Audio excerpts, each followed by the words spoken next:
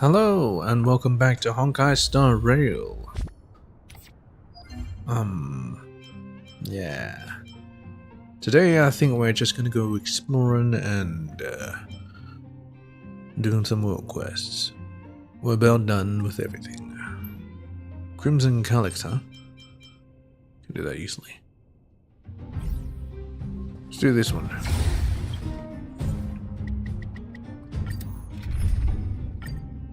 Give me a G1.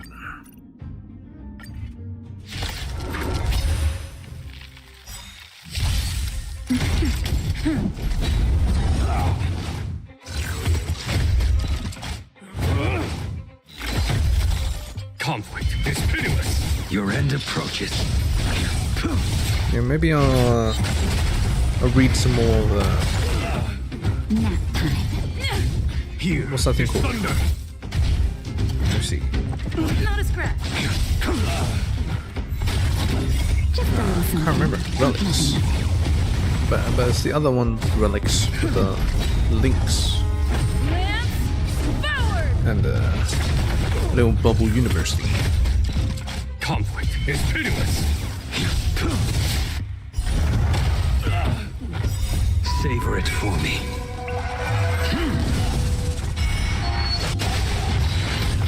Nap time.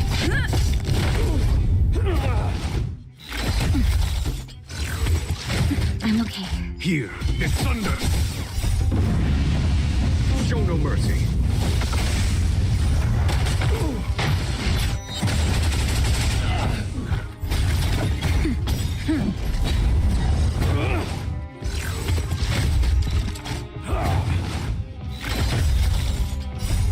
Lance forward.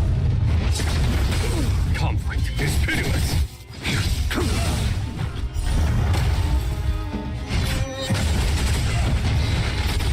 Nap time.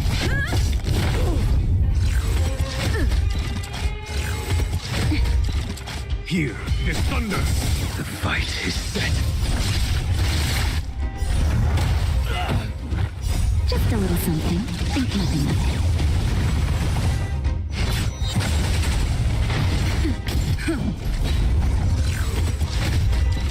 Conflict is pitiless.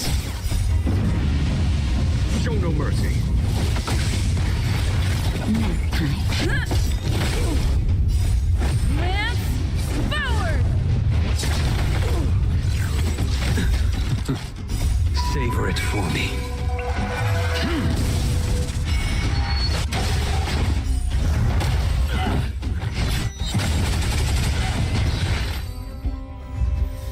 Very good. That'll do. Wonder how many I got done. Dang it, every time. Okay, we did 3. Okay, it's just a day left. Alright. Ghosts of the past. Solve the Fragmentum Echo's predicaments and release them from their problems. Some Silverman Guard patrols spotted illusory echoes in the Fragmentum, who are stuck inside due to unfinished businesses. Help them. The leisurely senior wants to fix his phone. Wait, what?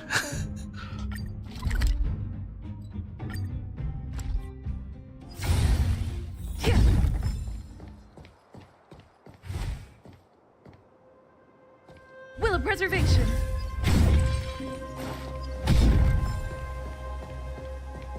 Hey, oh, hello. Oh, it's rare to see someone walking down the street. It's rare to see someone walking down. It's rare to see someone walking down the street. It's dangerous to be in the Fragmentum. Why am I mimicking him as well? Oh, you must be a regular to this commercial street too. I take my strolls around here, but I've never seen you before. Aren't you scared? It's just a small commercial street. What's there to be scared about? I may look old and useless now, but I once fought on the battlefield with Madame Alyssa. Nothing will faze me. Alyssa? Alyssa Rand. Wasn't that the first one? Besides, I'm old now. I don't get surprised anymore.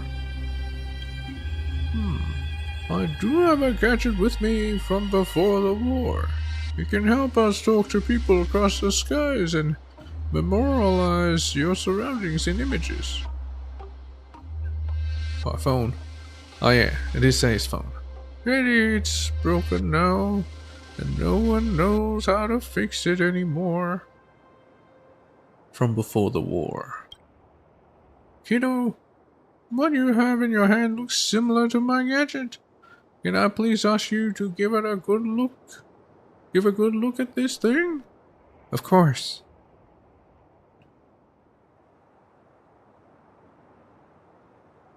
Thank you, kid. I hope this won't take a lot of your time. Oh, it's one of these, huh? Alright.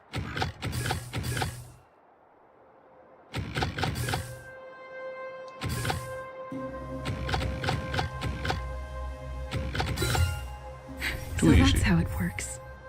Oh, amazing. I didn't think my old bones would live to see this light up again.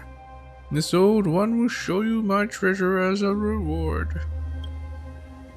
The old man's wrinkled fingers shake as they glide over the display, calling up a program that seems to be an album. All the images in the album show a loving young couple and an adorable child. The only differences between the images are composition and people's pose. Look, kid, this is my family, and this is my wife. That was the happiest period of my life. It's rhyming. But my wife left me early. My son thought I was a bother in my old age and went off to work somewhere else. What do you mean your wife left you? Are you still in contact with your son? Yeah, what do you mean by your wife left you? As in... yeah, which one? I need to clarify. You know about the eternal freeze, right? She got sick from the cold and didn't make it through. Oh, that left. Yep. My son had wanted to become a judge, but these bad times, he had to settle with a position in Bellabog's heating system and make a living that way. You dang. I periodically get letters from the Bank of Bellabog. Those seem to be money sent to me by my son. He's a good son. Has he ever considered moving back here to live with you? Honestly, instead of receiving money, I didn't dream about living with him. That might be better for me, but it will affect his job, so I didn't push for it. Let's stop here. I am sorry for taking so much of your time. I must thank you for fixing this gadget. Thank you, kid. Thank you. Thank you. You're welcome. Please take care. Wait, kid. I want to ask, are you going to be here every day at this time? Yes, I will. No, I won't. I'll just say I will. I see. As in on every day during this time? Yes, not exactly right here, but yes. Take care of yourself as well. As you turn to leave, you're trying to get on the old man is already nowhere to be found.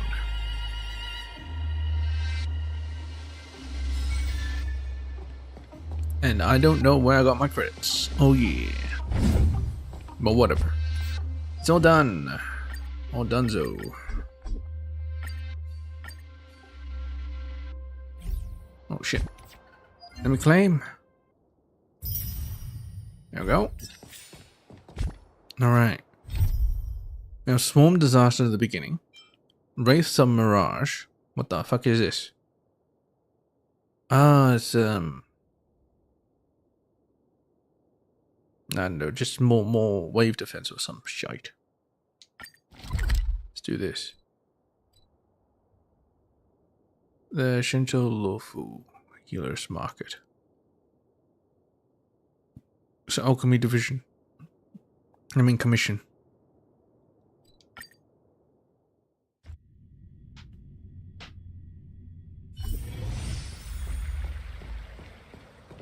Ling Ling! What you got? Normal resumption of hatching rebirth assistance services. Dispose of all your troubles. Leave all grudges in the dust. Hello there, dear customer. You don't look like a Vidyadhara, so I'm guessing you don't require any hatching rebirth assistance. Could it be that you came to the Alchemy Commission to buy some medicine? I've got some genuine scale gorge waterscape medicine with me. What do you need? Draconic tears? Or perhaps Tiendong? Dragon scale coral? Or cyan poria, maybe? What exactly do you do? Never seen someone work part-time jobs before? I'm the manager assigned to the Alchemy Commission Delve to provide hatching rebirth assistance for the Vidyadhara. Whenever one of our race volunteers to undergo hatching rebirth, they can report to the preceptors before coming to someone like me on the floating isles. Then get ready to submerge into the waters for hatching rebirth. It's a steady job, but it doesn't pay much. So I also sling a little medicine on the side. You know how it is. The Alchemy Commission will usually have merchants visiting who are keen on purchasing medicines. What's that slogan you just said? How can you sell the stuff if they're just asking you to hold on to it? Now, what's that slogan you just said? You mean dispose of all your troubles, leave all grudges in the dust? I just made that up myself, but our Vidyadhara tradition involves casting off everything from their previous lives. It's hardly a surprise that those submerging here may be carrying a few things with them that are difficult to let go of.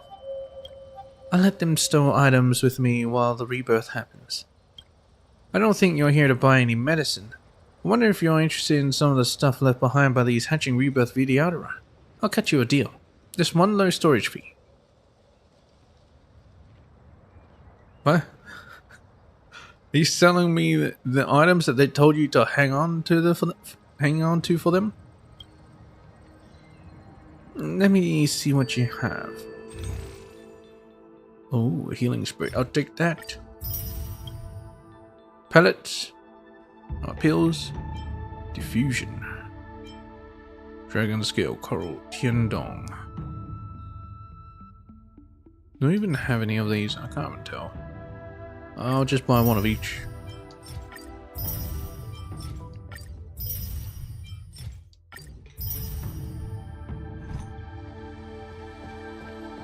Hello, Guanjing. Cascade, do you have time to chat now? Is there anything I can do for you? Based on the investigation on the Realm Keeping Commission, a few citizens have found a strange phenomenon similar to cloud hymn magic in the Alchemy Commission and Scale Gorge Waterscape, and even encountered invisible monsters inside these mirages. According to the statements of the witnesses, we have come to several conclusions regarding the incident. The phenomenon and the monsters appeared simultaneously. When the mirage was gone, so did the food brought by the Sar skiff. As the phenomenon is similar to Vidyadhara cloud hymn magic, the orderlies can use echoes to detect the location of the invisible monsters in the area. The exact principles behind this are not yet known. The part about food is really concerning. Indeed, it's hard to imagine that food is the reason of the phenomenon's appearance. How did the monsters appear? There are always monsters around where cloud hymn magic appears. I have no clue about the reason. Let's look into it now. Please come with me. I'll take you to the scene where the invisible monsters were found. Yeah, as I surmise, it's one of these. Alright, let's do it. Yeah.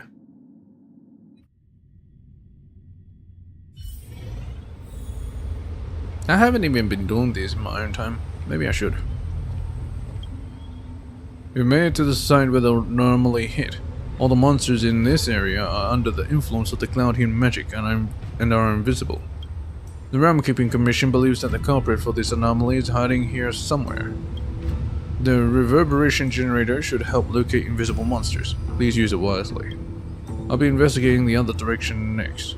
Please help me check out the beach cascade. Be careful. We'll stay in remote contact, and I'll catch up with you later. Yeah, whatever. I used it with food.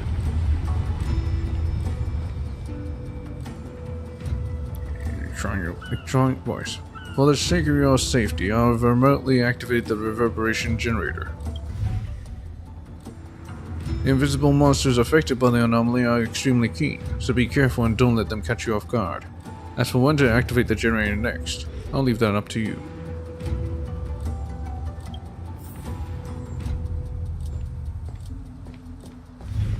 I'm gonna say, let's not attack them.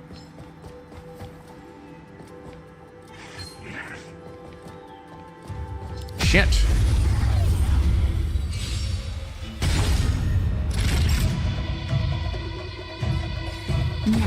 I'm on guard. They got just a bit too close. We have the upper hand. Your end approaches.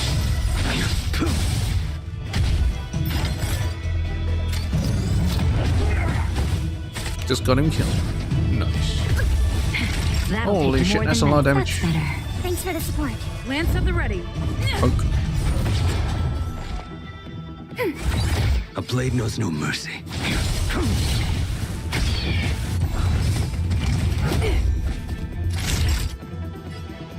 And Enemy data freeze. secure.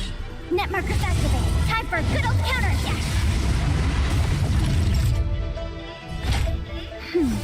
Unnecessary. I'm on guard.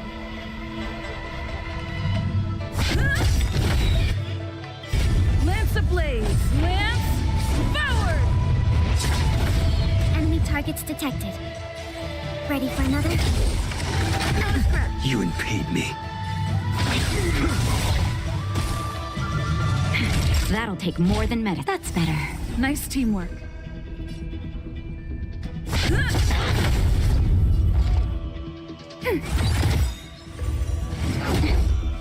I will dispatch you. Fail to set you. No one's gonna help me now. Reach the end of the story in your own way. Okay. No more than 8 times.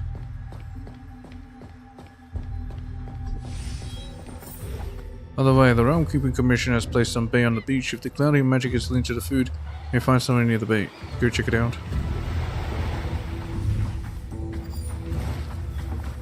I should fuck one.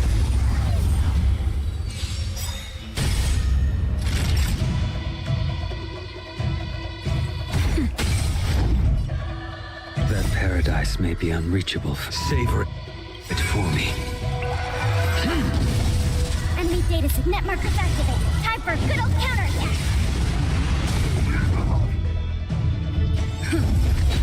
We have the upper hand. Ready for another? A blade knows no mercy. Fight is set. Just a little something. Think nothing of it. Nice teamwork.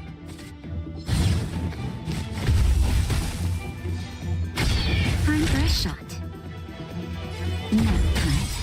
Lance at the ready. Commencing support. I'm okay. Fail to set you. Naughty child. Enemy data secure. Net markers activated. Time for a good old counterattack. Lance ablaze. Lance forward.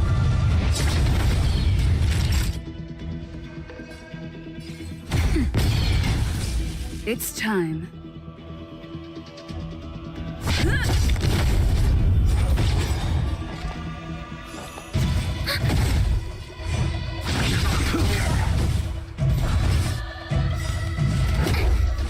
That paradise may be unreachable for me. Savor it for me.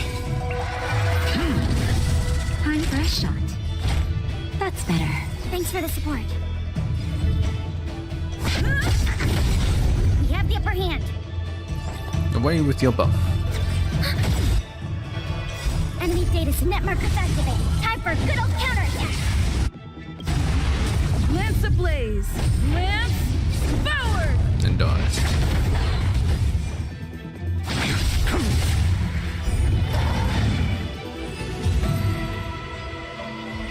Nice. Alright, I don't think there's any enemies here. Here are some signs of feeding. This is anomaly caused by some sort of wild creature.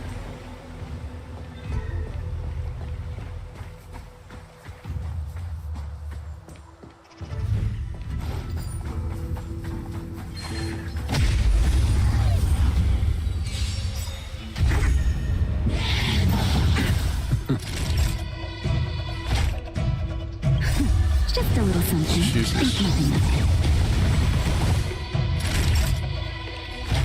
I'm on Unnecessary. guard!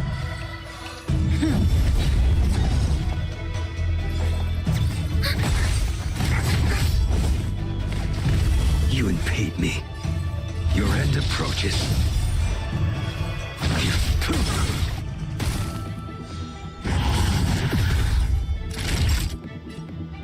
Nap time.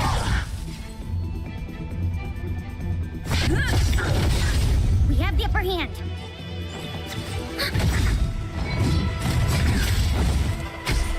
Fail to set you.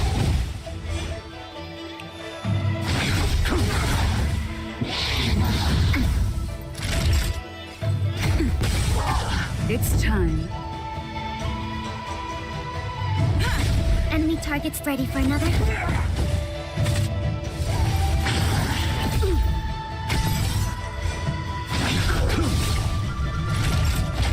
That's better. Thanks for the support. Lance at the ready.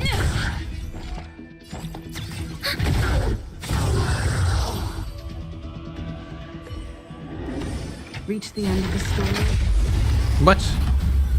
How'd that not?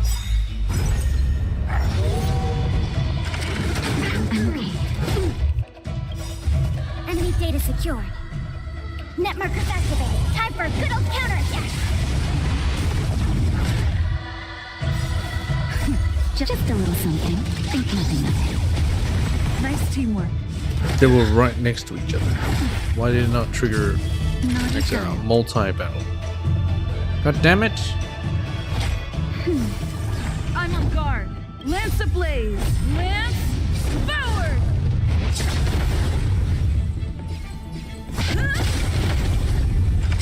Too little. We have the upper hand. The fight is set. Not a scratch. Fail to set you. That'll take more. That's better. Thanks for the Lance support. at the ready.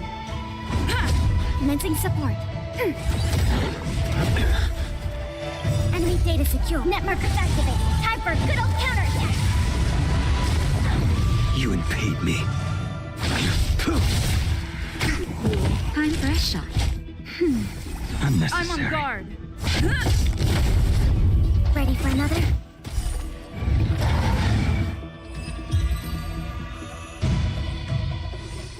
No, it doesn't matter.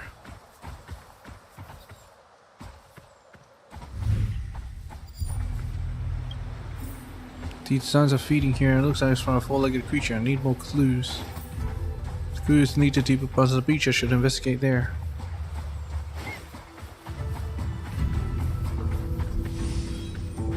Found nothing on my end, but it seems like you found some clues. Please keep it up. I'll be arriving soon.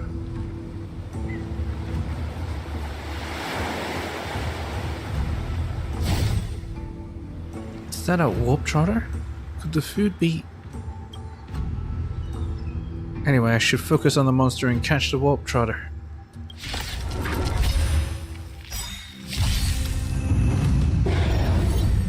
Don't get careless. I don't think I can actually get the warp trotter. Well, whatever. Nap time.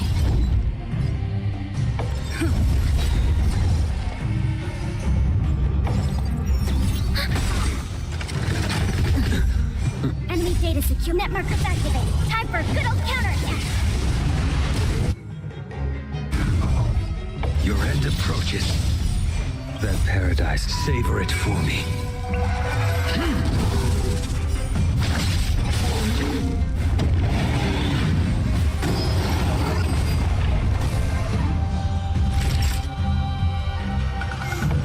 That's better. Unnecessary. Enemy targets detected.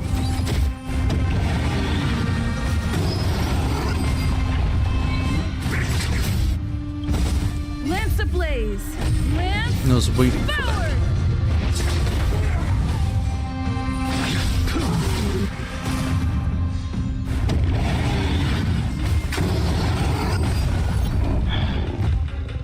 Naughty child. Nice teamwork. We have the upper hand. Let's get rid of that buff. Enemy data secured. Net markers activated. Time for a good old counterattack.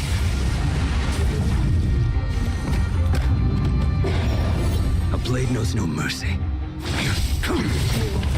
Fail to stand you. Time for a shot. Nap time. Ready for another?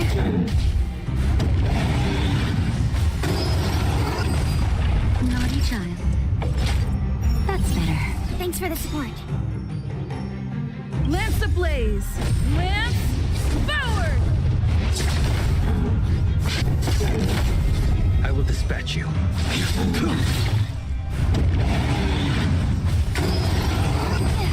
Commencing support. Might as well freeze.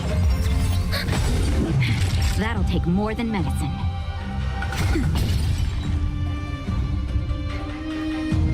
Let's go one more charge. Just make sure it hits her.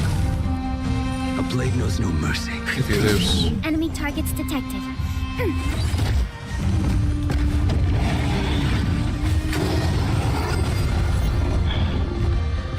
Time for a shot. I'm on guard.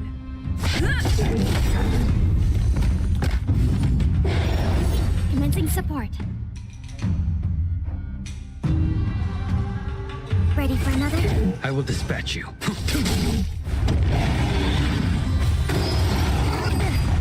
Naughty child. That's better. Lance at the ready.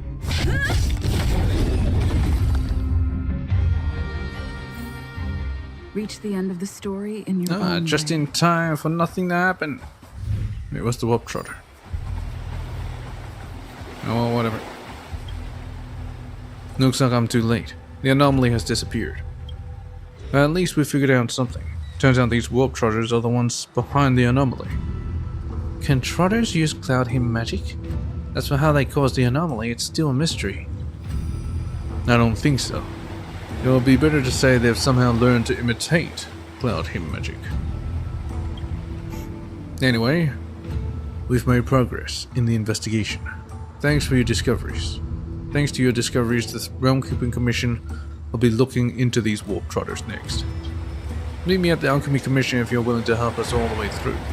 But for now, please take this reward as a token of our appreciation for all your assistance. We should be heading back.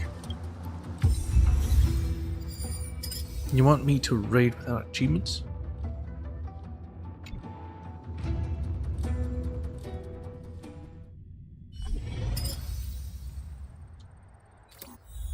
I'm good. Alright. Swarm Disaster. I don't think I'm going to do Swarm Disaster yet. Maybe next stream. Let's see. I don't think there's any quests here. Austin Ship Commission. There's meant to be a chest. And there's something over here. I'll go check it out. What is this? I'll show that I checked out everything. Will of preservation.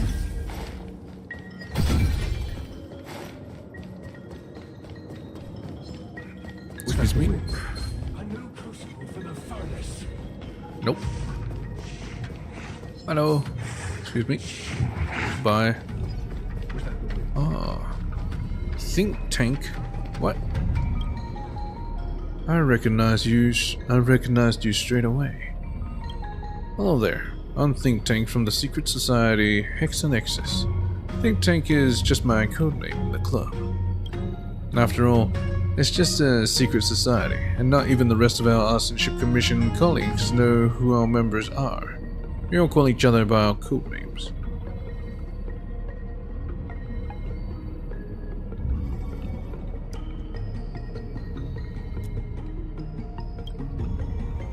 Sorry, now I've been waffling on.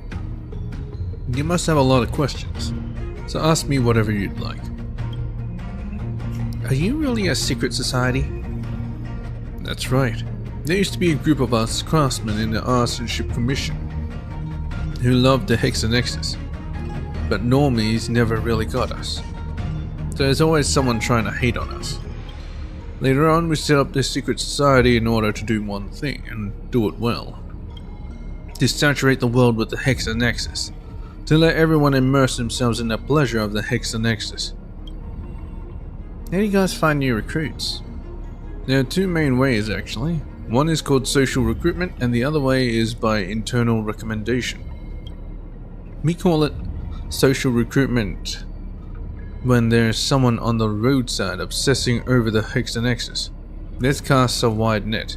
A few candidates are successful. Members also make recommendations among themselves. And if trustworthy members vouch for a new recruit, we call this recruitment an internal recommendation. These candidates are trustworthy. No matter which way you come to us, everyone must be passionate about the Hexanexus. What other code names have you got in your secret society? So you want to know about our code names, huh? Everyone's code name is pretty random. Some pick the names themselves, like Storyteller, Dan Ching Artist, the Ingeniator, and some just adopt a nickname that's been picked out by someone else, like me, Think Tank. Lots of people have been Think Tanks before. Why'd you choose such an out-of-the-way place like this? Well, we're in a secret society after all. Besides, there's the Hexanexus nearby, so it's easier for us to link up over here. Let's get down to business then. Great, that's enough chit-chat. First off, I'd like to confer the title of Lifetime Hex Club membership onto you. Congratulations. Next, I'd like to ask you, in your opinion, how can we attract more recruits? How can we improve our next day retention? How can we go viral? Isn't the Hexanexus a marvelous invention? I don't have any answers to these questions of yours. The Hexanexus gameplay is no good. Yeah, I have a hard time agreeing with your point of view. Then let me change the question. How can we make the Hexanexus even more fun? Add in extra dimensions. It's not difficult enough. The device shape is too plain. Yeah. Why does it have to be a square? The shape is too plain. If we add in some decorative patterning, that would maybe shake up things. Okay, wait a second. Gonna add some decorative patterns to this Hexanexus. No wonder Think Tank is just an accomplished craftsman in the Arsenship Commission. The Hexanexus is completely modified as per his specifications. His? Why don't you give it a try now? Why don't you give it... yeah, whatever.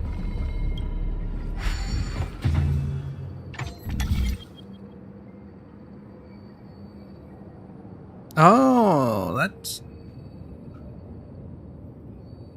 the same.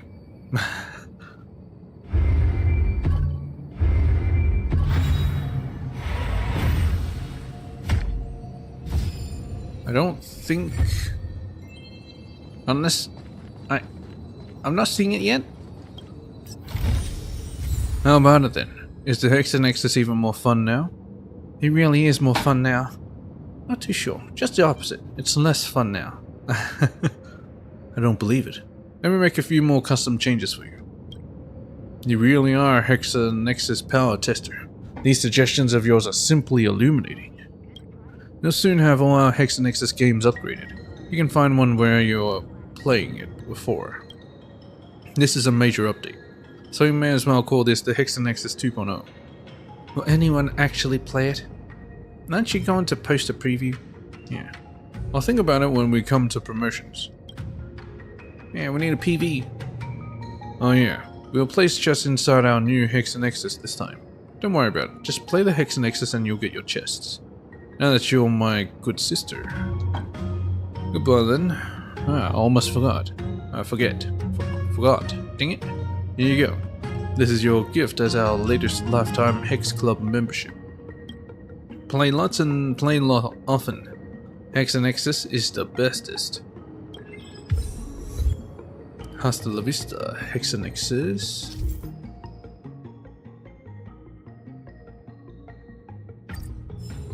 I guess it adds like an extra dimension, but you know, not really.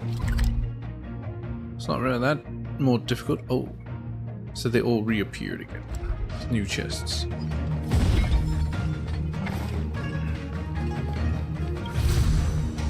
Now hey, new chests, new rewards.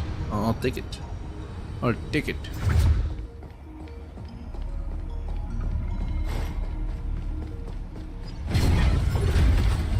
Wait, what? We need a strategy. Okay.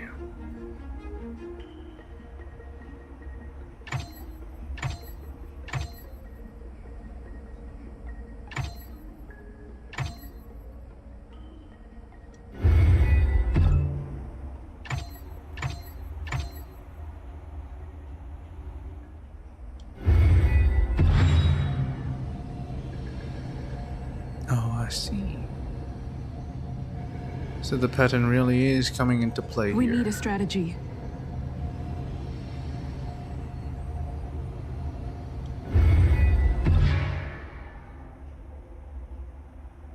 So yeah, there it is.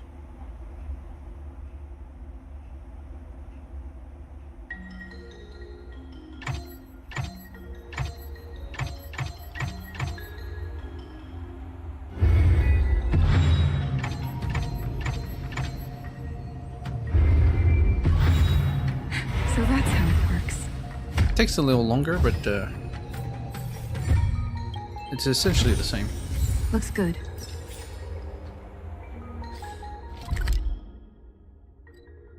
There's this. What is this again? We need a strategy. I don't.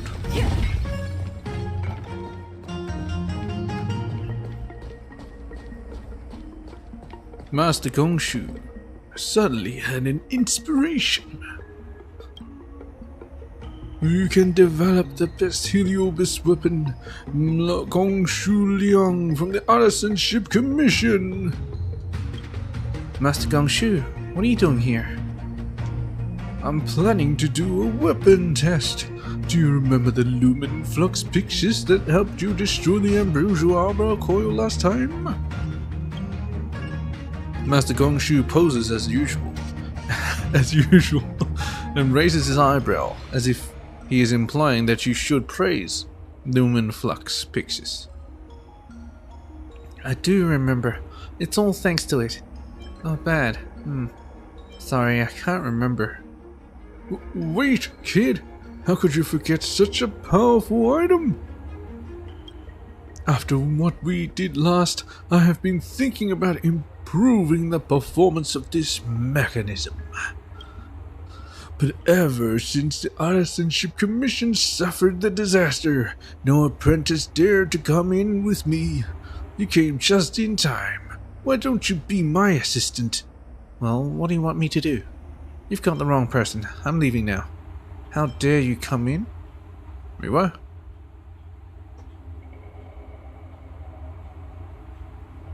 How dare you come in? Because I have the artisan spirit. Alright, that's enough. Let's get back to the assistant thing. I want to test the performance of the Lumen Flux Pixis here, but I can't do it alone. You do the test and I will record by your side. This will make our weapon test efficient. Don't worry, it's not difficult. Just like before, you adjust the position of the receiver so that the heliobus energy can penetrate all the balloon target in one go. Balloons? Oh, the balloons. Really balloons. Okay, this one fires. Turn counterclockwise.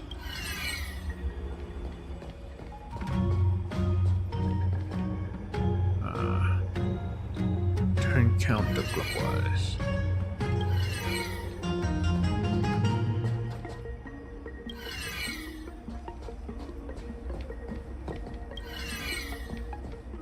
Too easy.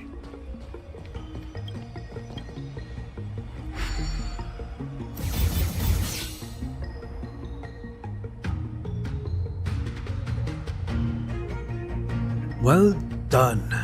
You're much more capable than my incompetent disciples. This heliobus weapon has been refracted many times, and its energy has not been attenuated.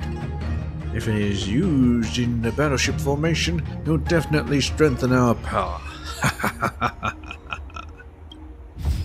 Oh. Hey, Master Kongshu. Here's your reward. Take it. Don't be shy. Labor creates value. You deserve it. Alright. You can develop the... Are there weapon tests today? I knew you would be interested in Lumen Flux Pixis. Coincidentally, I just thought of a way to break through its capacity limit. Let's give it a try. Let's do it. Just a moment. I have something else to do. That's fine. Come back when you have time. No, actually, I can do it now. Let's do it. If only my blockheaded apprentices have your drive. Oh, I don't think they care much for loot.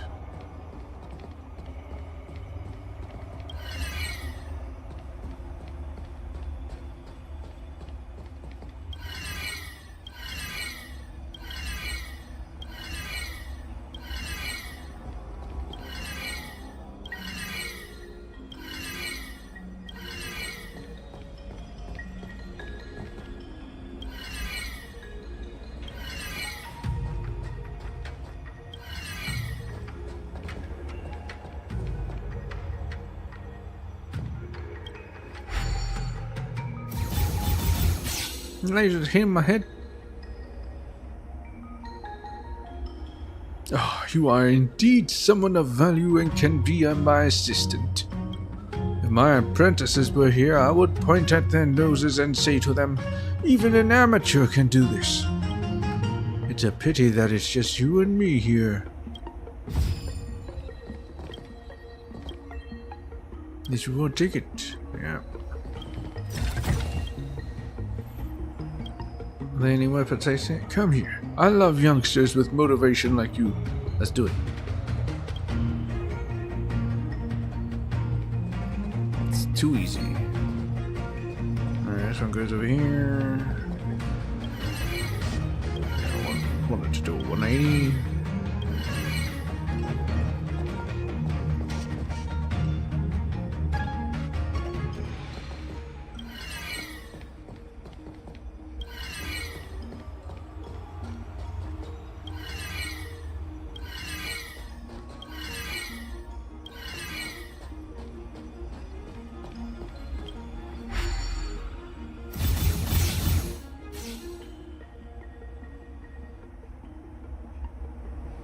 I thought that today's test would be difficult for you. Didn't expect you to solve it so quickly. Come back next time. My test won't always be so easy. Bullshit.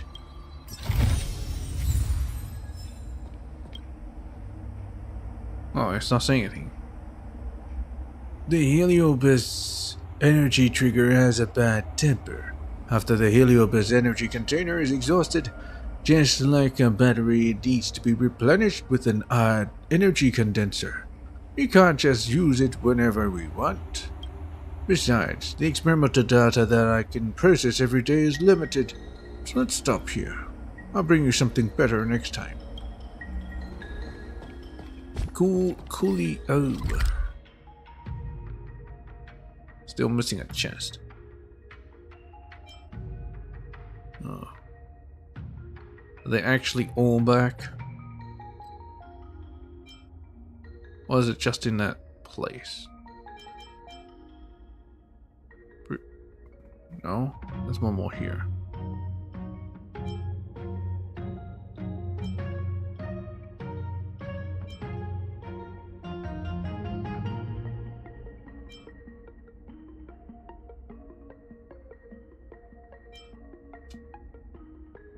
I'll go to Central Stocks, see if Haven, but after this.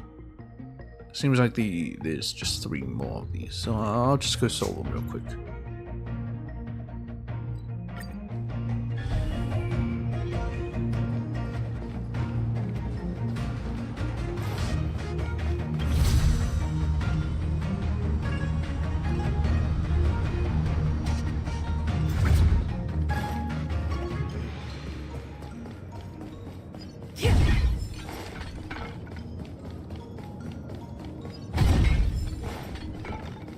What was a new crucible for the furnace?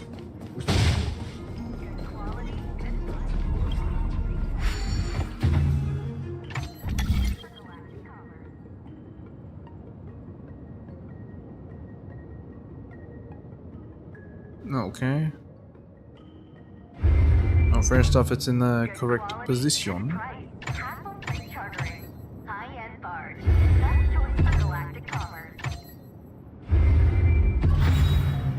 So that's Still how too it easy. works. There is slightly more consideration, that's it. Looks good.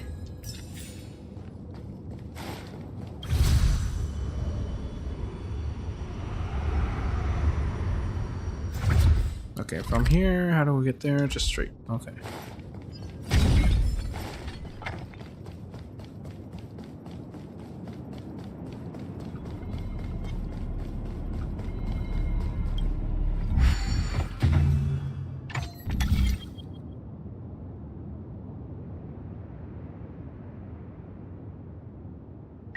Okay, let's switch it this way. If I just keep turning it this way, it should just work. You see, it's too easy. Too easy.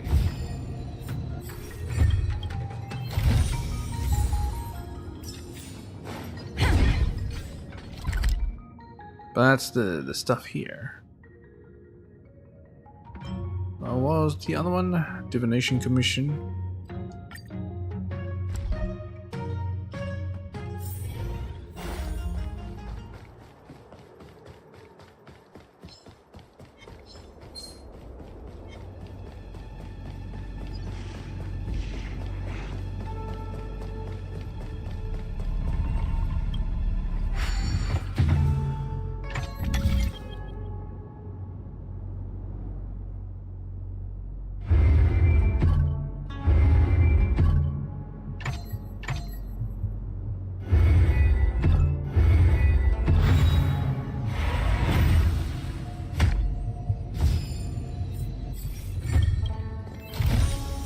Looks good.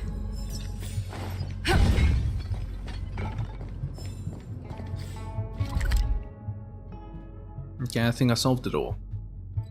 What's this?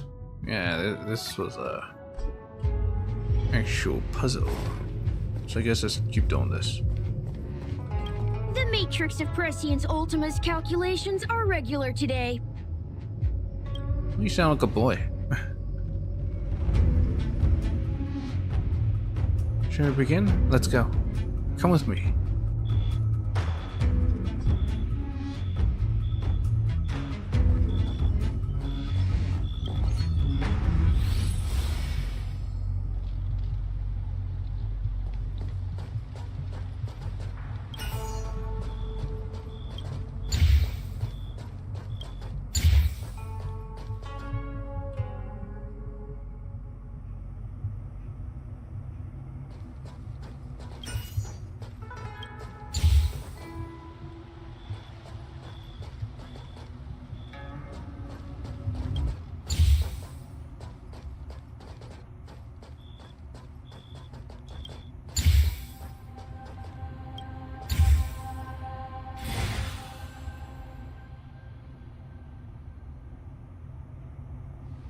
Great.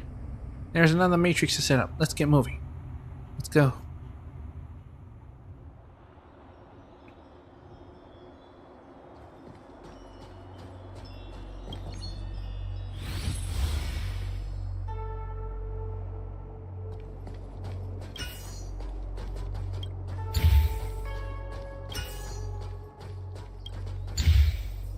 So that's how it works. There's a middle point? I never noticed that there was a middle point. Results obtained. Thank you for your hard work, Cascade. The Matrix of Prescience, old. How's Jingsai doing these days? Jingsai, our managing diviner? Well, what do you ask? As usual, Jingsai is dedicated to her work and very organized. I think she's doing quite well. Things at the Divination Commission has been hectic lately, and we often have to work overtime. Jingsai has always been extra work without complaining. Group personality excels at what she does. She is an amazing colleague. Okay. The Matrix of Prescience. About routine divinations. It's a role I've been meaning to give you. Go on, Cascade, take it. If you don't, it'll be a waste of time for you, and I won't feel good.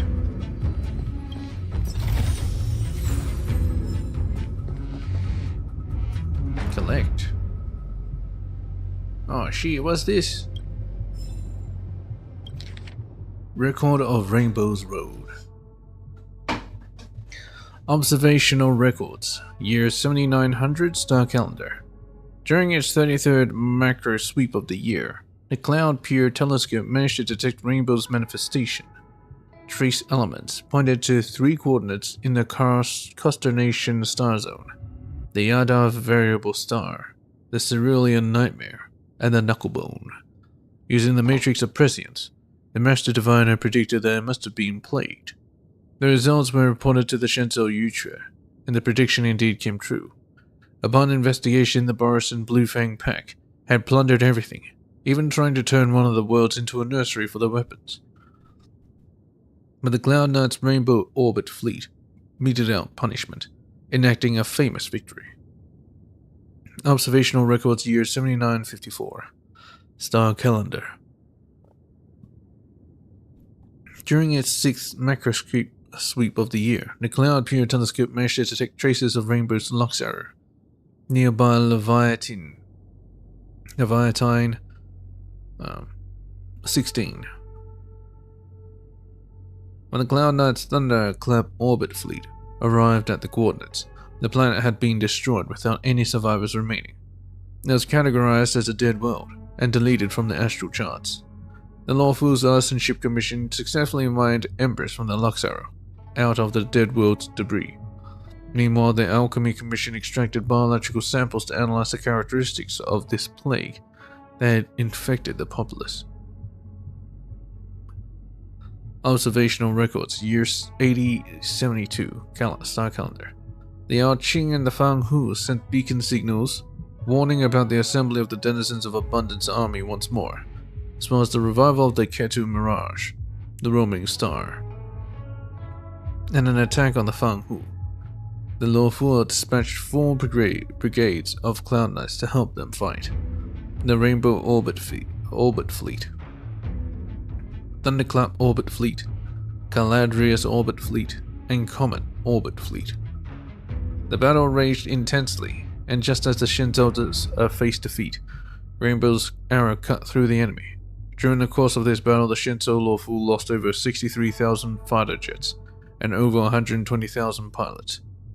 Nearly 1/5 of the Shinzo's Fang Hu dells were destroyed by the Lux's arrow's bombardment. Beneath this entry, a postscript has been made in small print. Rainbow would never speak to any mortal. They only let the Lux arrow do all the talking. This is when Yukong lost her friend.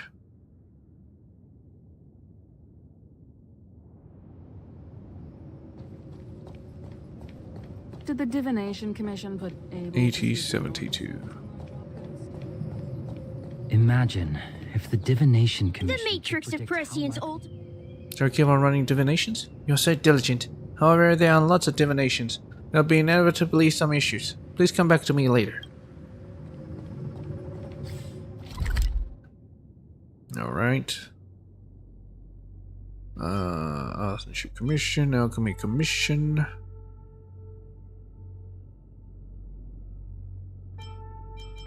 Seal Gorge Waterscape.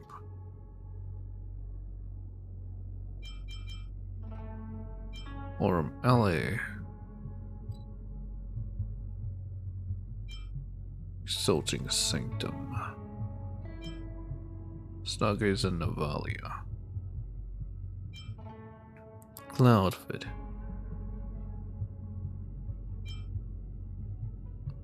I guess let's do this quest. We'll do the quest and then Where to now? we'll walk around Aurum Alley and just enjoy the place, I guess. Hey Todd. Intelligentsia Guild member. Oh, Intelligentsia Guild. There are traces of history everywhere you look aboard Shinto. The Shinto natives don't even know these things' true value. What's with all the sighing? The Shinto natives don't even know its true value. Why keep copying everyone? Who's copying how I talk? Oh, you're wearing outworld clothes. I get it. You can't bear these Shinto natives either, right? In what way? Can't stand it. Right? Because of their longevity, they don't even have the smallest care about historical relics. Hang on. Are you trying to pump up a confession out of me? Forget about it. I don't have any beef with you. The Shinto natives are different from us. Ask any of them, and you'll find they've lived for centuries. What we outriders consider ancient history is actually just a childhood memory for them. This means the study of history on Shinto is completely different from what we consider as history, or put simply, they lack respect for the past. Archaeologists often speculate on the past by studying utensils and inscriptions from antiquity. But on Shinto, everything is perpetually being upgraded. They simply chuck out centuries-old antiques. It's just awful. What about the time before they became immortals? Would they be, more interested in that history? You're also a keen student of Shinto history? Apologies, I haven't even introduced myself yet. I'm Todd from the Intelligentsia Guild. We can discuss things a little more if you're interested in Shinto history. Just a casual chat. Chat? Alright, I can use a break out now anyway. Besides, chatting with different people about Shinto also forms part of my research. What does the Intelligentsia Guild do? I may be a student there, but my opinion of the Intelligentsia Guild is bound to be biased, so take this with a grain of salt. Put simply, the Intelligentsia Guild is an academic organization in symbiosis with the International Peace Corporation. Our motto is, all knowledge must be circulated as freely as currency. I can't like Sumeru. Our scholars traverse this universe collecting all knowledge of value and trading learnings with other scholars in the hope of attaining priceless wisdom. It's hard to explain, but basically all you need to know is that we're a group that trades knowledge to gain true wisdom. Don't the Shinto natives research history? It's not that they don't study it, it's just that what they call history is a completely different concept from what our short-lived species consider to be history. It's a simple concept. Would you consider the abandoned theater that you used to visit as a child as some kind of archaeological ruin? What we consider to be ancient history is merely a childhood memory for the long-lived Shinto natives. That's why the Shinto natives don't really value their own cultural relics, just as we don't really care about dilapidated buildings back home. They also don't really get the concept of written history, because history still lives within their memories. But everything must come to an eventual end one day, and the Shinto natives are no exception. As a student of the Intelligentsia Guild, how can I sit idly by? They don't care, but I do. So I'm here to record the magnificence of our cosmos' history. What's your purpose behind doing all of this? You sound just like one of my tutors. That reminds me of school, and having to find a practical purpose for every academic topic I want to write about. Well, of course, it's useful to study the history of Shanzhou. After all, we all know that the secret of immortality lies hidden somewhere here. The Shanzhou natures might be able to keep their secret, but history shall never be kept silent. So long as we can piece together enough clues from the rubble and scraps around us, perhaps it'll lead us to finding that legendary secret here on Shanzhou. I'm not too sure if it's too much of a secret. It's a giant tree in the center of the Luofu. You probably see the tree before you even enter the Luofu. I think our Luofu was like a space potted plant. Yeah, like a bonsai. That's all. I can see you're busy. Yes, let us part ways here. If you see any interesting historical relics, give me a holler. The voice of history can never stay silent. Oh, it's Master Gongshu. It's you. I can tell just by looking at your face. You're a workaholic, just like me. I'm either swamped by primary sources or running around everywhere on Shanzhou for research purposes. With my hectic schedule, it's a miracle that I ever find time like this to rest. The Intelligentsia Guild always trades knowledge for knowledge. That's our guiding principle. You'd better prepare something interesting for me. So what can I do for you today? What are you doing here? And looking around like this? Ah, it's you, Cascade. I'm looking for an assistant. Someone familiar with the local situation. Friendly, well-educated, a capable adventurer, an outworlder. All these qualities must be present to help me finish my research project on Shanzhou. Whoa, you need that many assistants? You're looking for an assistant for the protagonist of a story? Or the protagonist of a story?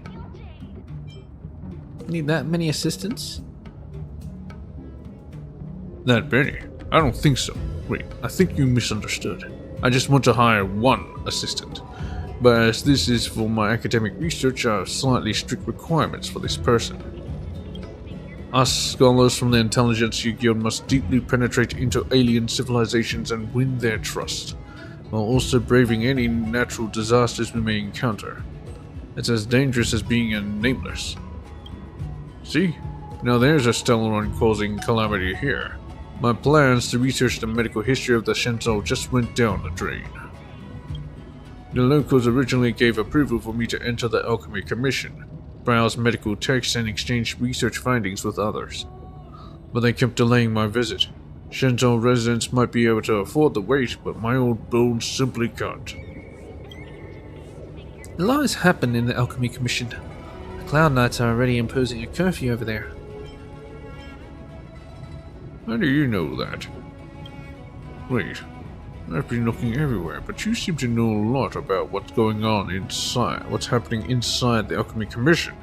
I heard that the General of the Luofu invited some outwarders to get involved in their internal affairs, in a rare turn of events. Could you be one of those people? Nope, I'm a Shinto native. What luck! Cascade, are you interested in becoming my assistant? I don't meet your requirements, though. Please go find someone else. Why don't you want Shinto locals? Yeah, why not? My child, all these long-life species are the same. I've been in the Shinto for a year already. They keep taking me to tourist spots and making me drink terrible beverages. Mung bean soda. They don't plan to share the secrets of their past with me. Even the application to the Alchemy Commission was only granted after painstaking networking. But you are different. You are chosen by the General, and can go into many secret places, unlike normal visitors. But I've got other things to do. What exactly do I need to do? Yeah, but I got other things to do. Understand. We can start with the most simple task. I just need you to run one errand for me. Just go to the Alchemy Commission and pick something up. It's super simple. I want to ask you to go to the Alchemy Commission to pick up some research materials. It won't take too long. Just help a fellow outworlder, young lady. Say, I need a Shinzo medical textbook called the Compendium of Remedies. Would you please head over to the Alchemy Commission and bring it to me? There was no approval. Did you want me to steal the book? These medical textbooks are the Alchemy Commission's secrets, no? How are these books secrets? They are just references that alchemists can browse at any time. Besides, they agreed to let me borrow it. The Alchemy Commission's chief alchemist approved my request when I met her. Wait, is that Dan Shu? According to the guild's creed, knowledge should be exchanged with an equally valuable piece of knowledge. I gave her a copy of an ancient text, and she gifted me a prescription the guild had never seen. So I'll give a go. I'll give you the approval documents. Don't let an old man like me wait too long. At my age, arthritis is a veritable torment.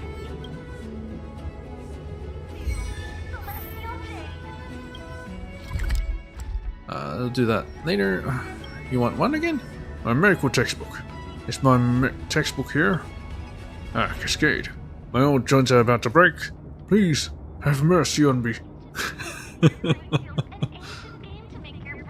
Todd Riordan's academic research. Glimpsing the verdant apothecary's pouch. Borrow the Compendium of Remedies from the healers at the Alchemy Commission. Can I really borrow it? Wait. Are there actually people here? Oh. There are people here. Do you know Sanctus Medicus is still roaming around these parts? Unless they are the Sanctus Medicus. Hello. I got asked to leave before I even finished writing the prescription. Can't be helped. It's a mess everywhere. Hello.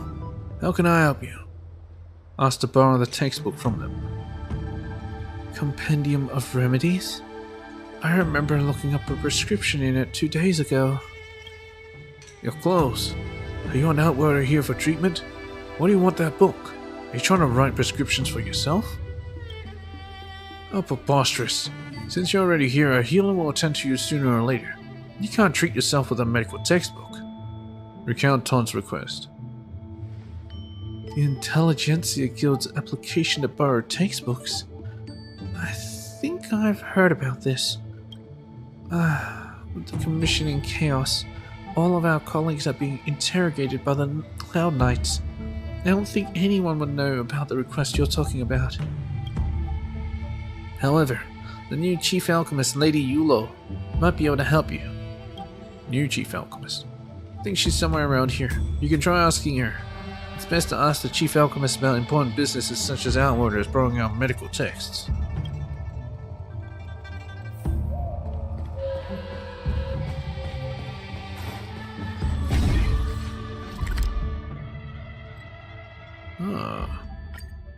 In here.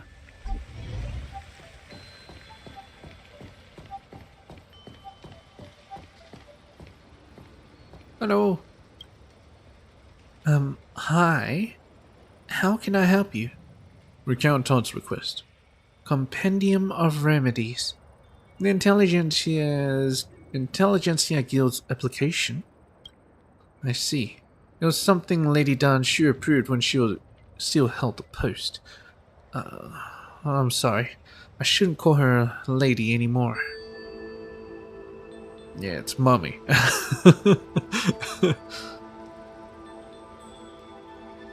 But yeah, it was Dan Shu. I don't want to change her policies, but she must have heard about her crimes, right? The Cloud Knights are thoroughly investigating the commission, and even our day-to-day job as healers are being affected. So it's not going to work? Alright, I'll go and decline Todd's offer. Yep, that's easy. Let's just decline. These medical textbooks are not highly confidential files, nor do they contain forbidden knowledge. But I'm not the one who made the rules. After what happened in the Alchemy Commission, every exchange request has to be reapproved. I just came back from a foreign business trip myself. The Alchemy Commission had experienced a huge upheaval and armed conflict.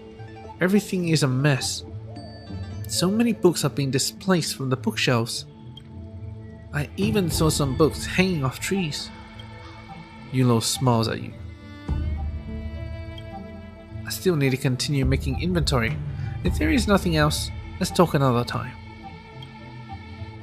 Where is she? Trying to flirt? Wait, what are you trying to do? What in the world is going on? Why are things in such a mess? I didn't even get to meet anyone I knew when I got back, and I just got promoted to Chief Alchemist all of a sudden.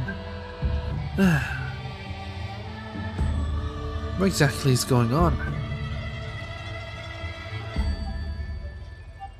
Congratulations! Thanks! Hey, what brings you here?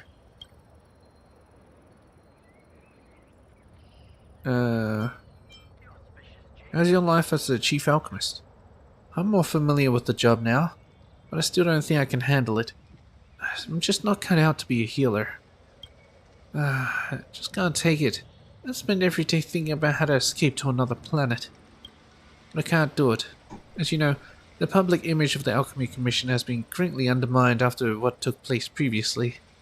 I know most healers and alchemists aren't cultists, and they need my support. Although the future is changing, the Alchemy Commission will gain the people's trust. Lady Danshu.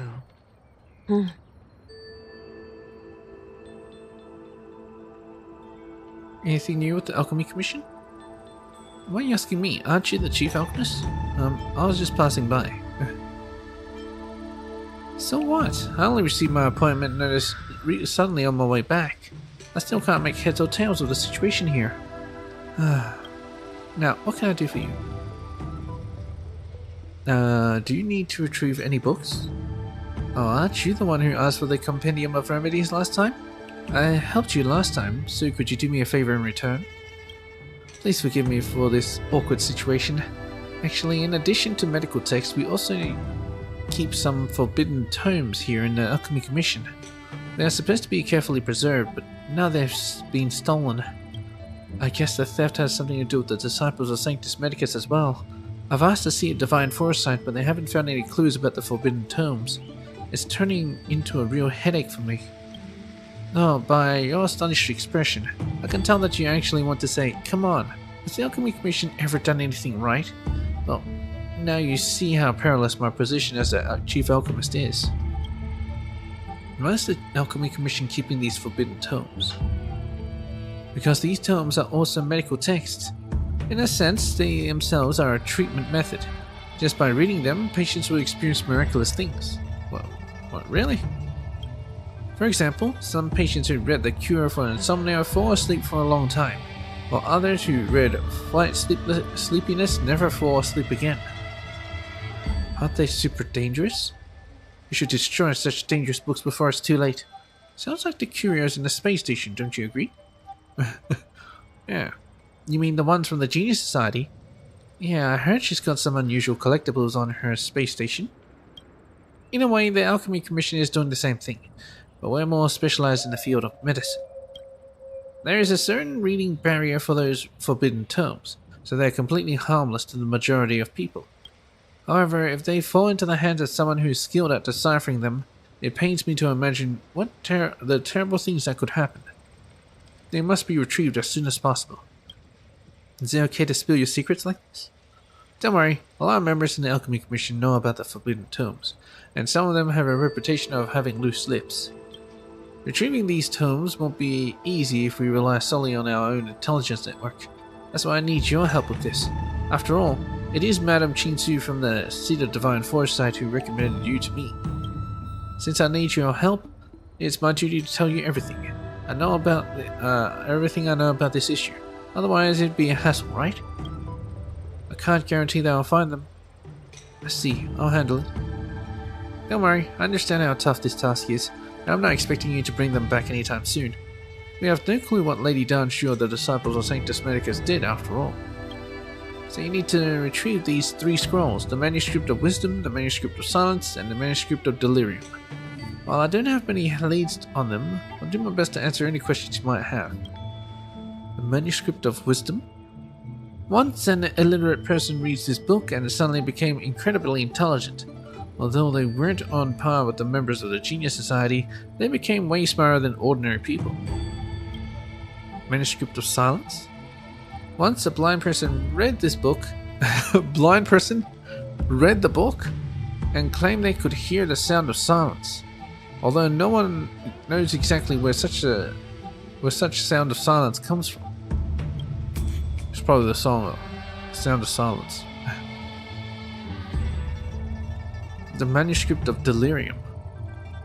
Once a reckless person tried to read this book. As soon as they opened it, they started convulsing and then passed out. Wait, what? Okay, I see. I'll come back to you once I find them all. I'll leave it in your capable hands. Well, let's look for these books on the trees. And then there's these manuscripts of, I don't know, whatever the hell they are.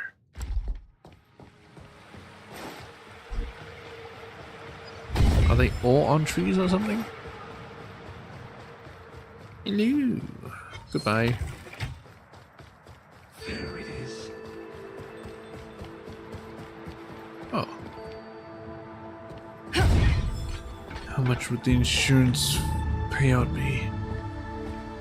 Unfortunate healer. Hello. Are you the claims specialist from the Heron Express? But you're close. Why do I feel like you're an Outworker? Did I get the wrong person? What's a claims specialist? What did Outworkers ever do to you? That's not what I mean. I'm waiting for the local Heron Express specialist to arrive. I'm just disappointed to see someone else. The Cloud Knight said it's not safe around here, and that I should stay at home for a few days. I still haven't memorized my medical textbooks, so I spent a hefty sum to have the Heron Express deliver the books from the Alchemy Commission to my home. But that Cycrane kept running into walls and trees before I even left the Alchemy Commission. I'm so angry. I watched helplessly as my books fell from the sky. Oh, my textbooks. My precious textbooks. If Heron Express doesn't pay me $1 million or $2 million, they'll never hear the end of it from me. Ask him where the textbooks are. You're looking for the Compendium of Remedies. Lucky for you, I do have one of the volumes. But with the shipping incident, that book ended up in a tree. You can find it there. If you can find it, then it's yours. I recorded the incident anyways. Heron Express's specialists just aren't coming, huh? They sure have guts. Seems like I have to visit them myself.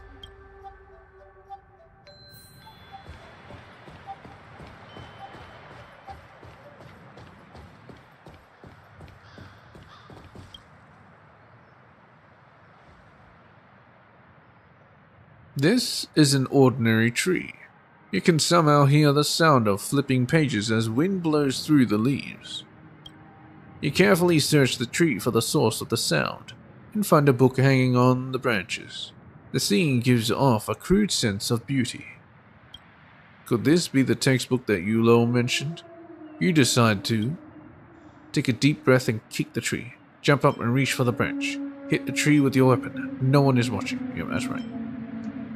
You take out your favorite treasure and swing it as hard as you can. The rebound from the tree almost knocks you over. Only now do you realize that the Shenzo's trees don't seem to be ordinary trees. Not this tree, at least. You've long had doubts about the Realm Keeping Commission's aesthetics when it comes to artificial greenery. Alternatively, maybe this is a product of biological engineering.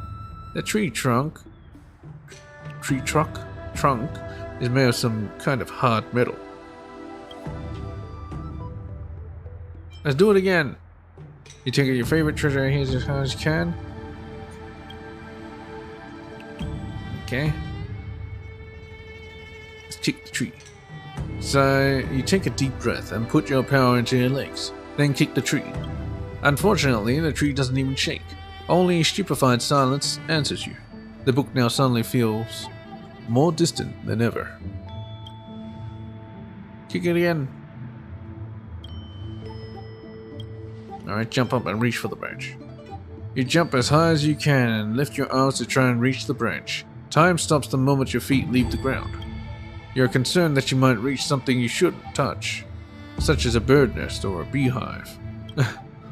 As you ponder about this, a book falls from the tree.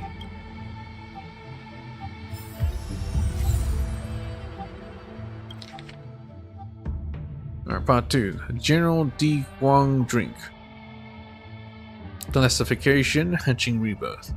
Main indication, Vidyadhara that do not grow up from their infantile stage and suffer from delayed development. Prescription, Tiandong, 1 mace, whatever. Dosage, make into a pellet and swallow. 1 pellet twice a day after food. History, this medication is still under clinical trial. If no results emerge after a year, consider this prescription invalid and abandoned.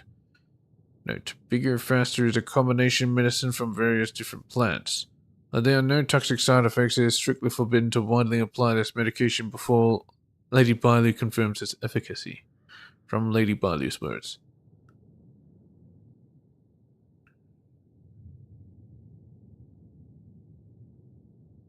So it's because Vidyadhara just stuck in their child form, like Bailu.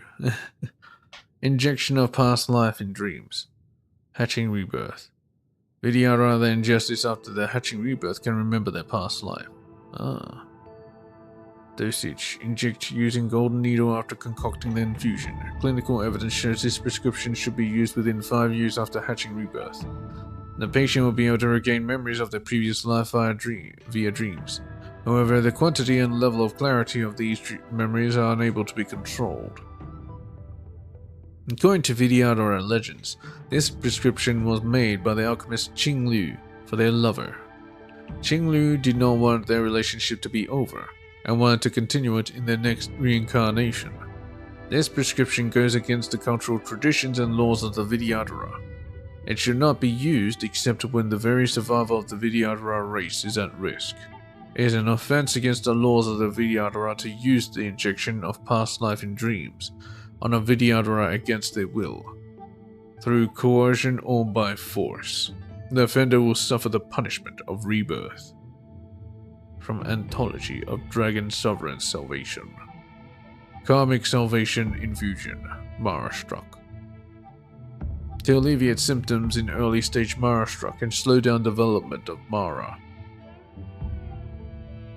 Boil in distilled water until it forms a gel, filter and remove powdered residue. Freeze and dry the gel, then grind into powder. Place this powder into powder inhalers and use. Take when suffering from agony. Being Mara-struck has no cure.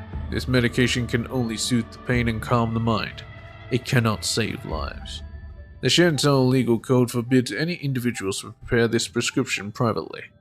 If needed, one should approach a local apothecary to apply for it. Spiritfarers of the Ten Lords Commission will locate the patient before symptoms of Mara manifest, and guide them to the afterlife. Please do not use this prescription without permission by the book's editor. Soul-returning vitality infusion, Mara-struck, to alleviate symptoms in late-stage Mara-struck. Boil in distilled water until it forms a gel. Filter and remove powdered residue, freeze and dry the gel, then grind into powder. Place this powder into powder inhalers and use. This powder can be inhaled to temporarily retain consciousness when fits from Mara are about to begin, during late-stage Mara-struck. The user should speedily repair their end-of-life affairs after using this medicine. The next time they suffer from Mara, there will be no medicine that can treat them. History. The Shenzhou legal code forbids any individuals to prepare this prescription privately. If needed, one should approach a local apothecary to apply for it. Okay, same shit.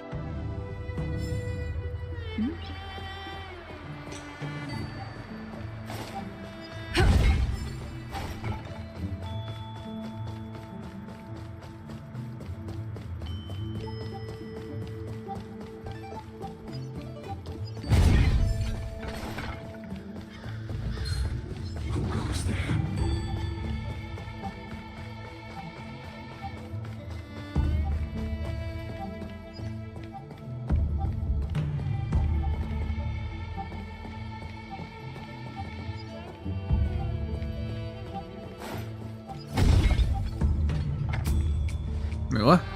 People talk about shooting fish in a barrel, but never about getting books out of one. You're lucky to encounter such a rare occurrence. Oh, okay. Today your happiness came from books. You found one of the volumes of the Compendium of Remedies.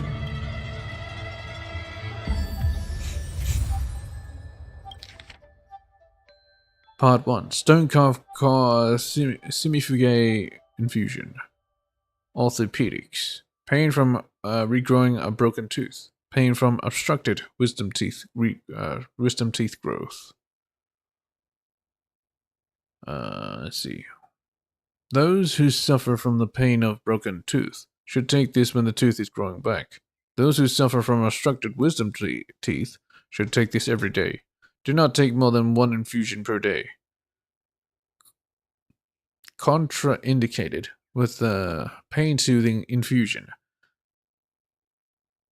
1000 manifestation infusion, supreme liberation pellet, and red cockroach sweet salty ointment.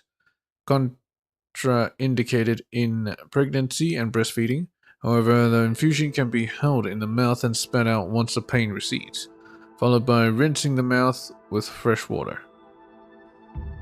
This is an ancient prescription aimed at soothing excessive teeth growth in Shinto natives in the year 6652 of the star calendar by the Cauldron Master of the Alchemy Commission.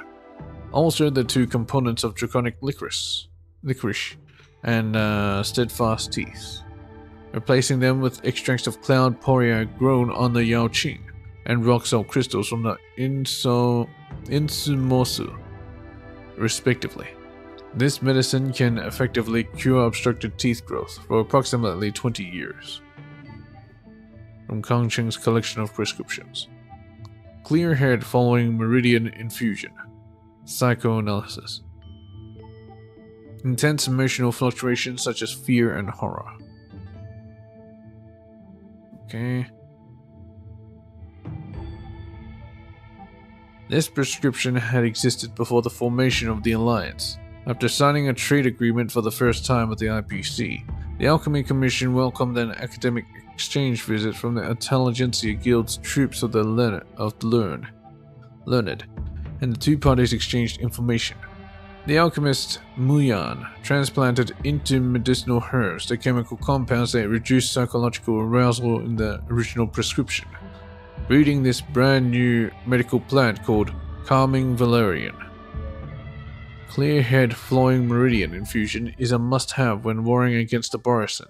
After ingestion, this medicine helps the Cloud Knights to suppress the fear incited by the Borisin's pheromones. From the Comprehensive Handbook of the Exotic Knowledge, the IPC volume. Salvation and Rebirth Pellet. Transfiguration. Increased wound healing speed and decreased pain during wound closing. Form into pellet and smaller once a day. This pellet is only effective for long-life species, not to be ingested by a short-life species. This prescription was developed during the era when the ambrosial arbor first started to grow. Its main ingredient is the sprouts of the ambrosial arbor. After the rainbow destroyed the ambrosial arbor, the Alchemy Commission never stopped investigating the arbor's remains and innovated to produce components that can be used as medicine. This medication is a must-have for the Cloud Knights during warfare. From achievements in alchemy. Windwalking arts. Transfiguration. Main indication none. Wingweaver bone marrow, the amount has been erased. Dosage the user must possess altered flesh. Inject the Wingweaver bone marrow using golden needles. Wait for 6 hours for the conversion, and the user will gain characteristics of Wingweavers. Their bodies will be light as the wind, and will grow a pair of wings that allows them to fly. This is an ancient prescription from the Theophany era, and discussion and use of this prescription is strictly forbidden. Offenders will be punished severely by the Ten Lords Commission. From the Comprehensive Handbook of Exotic Knowledge, the Abomination volume. What? They turned themselves into a Wingweaver? Huh. Well, anyway, let's head back. I don't know where to find her freaking books. Or maybe I could It's if getting I late. Where to now? just explore the whole area. But I guess I'll do that in my own time. If I can remember. Hey, The Todd. people of the Xianzhou have long lives.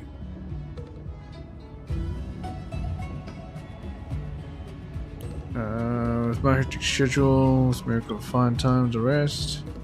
So what can I do for you today? I got the textbook. Really? Let me see.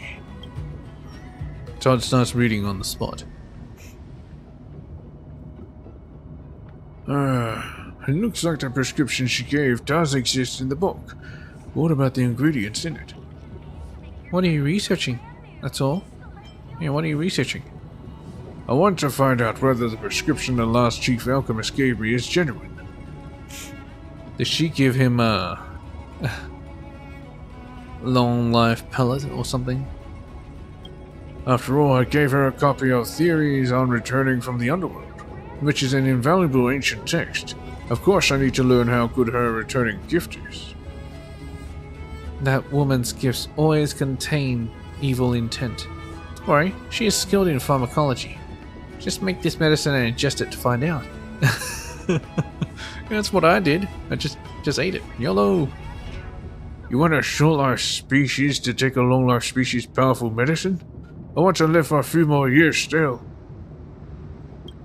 This prescription is recorded in the medical textbooks, but there is an extra ingredient. The prescription didn't say what this ingredient is or where it's from. It's just called Divine Aureate Twig. Is this the name of a common medicine in Shenzhou? I'm pretty sure it's ambrosial arbor. Cascade, what do you think? I'm guessing it's a twig from the bodies of the Marstruck. I don't know either. Nope. Don't know. Have no idea. The answer of one question will always lead to another. Can I please ask you to find an alchemist and get some clues out of them? Please find some answers either through greasing some palms or more persuasive, please. Do you actually pay me? Cascade, old Todd can only rely on you now. If I can't figure out this key issue, That means my net gain will be 0 from the exchange of knowledge. Now, go, and I will pay you handsomely. why don't you pay me now? Half, at least. At least. The voice of history can never.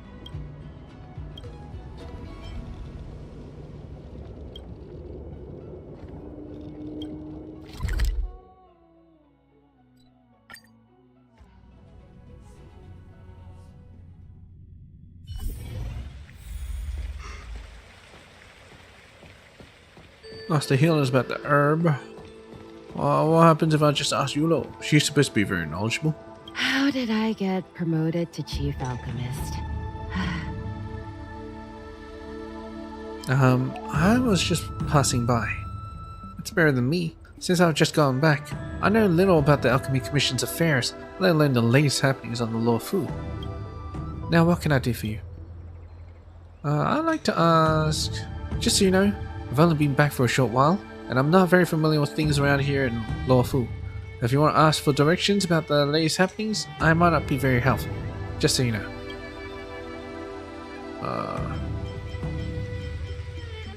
I heard that the remnants of the disciples of Sanctus Medicus are causing trouble here.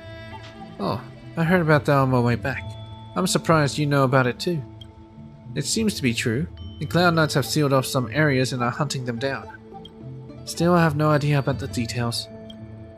How'd you become the Chief Alchemist? I have no clue.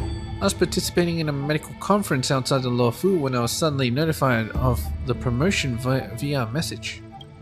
I left the conference halfway and quickly packed my bags.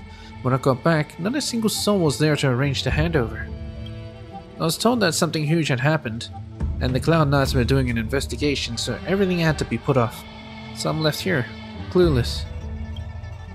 Do you have the lowdown on the situation? Huh? Lowdown? What happened again? How come I didn't hear anything? What on earth happened? Why has no one told me about it? If you find anything, please share it with me as well. Oh, she's crying? How come you don't know anything? How should I know? I really don't know anything. I wasn't even away for that long. Why do I feel like the whole world has changed? Is this still the Alchemy Commission I know? What happened? Alright, forget it. I don't have any more questions. About Lady Dan Shu. Life truly is unpredictable. Yep. Useless. Alright. Young Say you're Ren. around keeping commission Learned officer? Alchemist. Hello. An Outworlder. How can I help you? If you are after treatment, please go to the Healer's Market and make a booking. Ask about the Aureate Twig. The healer suddenly looks very nervous. Where'd you hear that name? Tell a lie. The medical textbooks. Tell the truth. Dan Shu's prescription.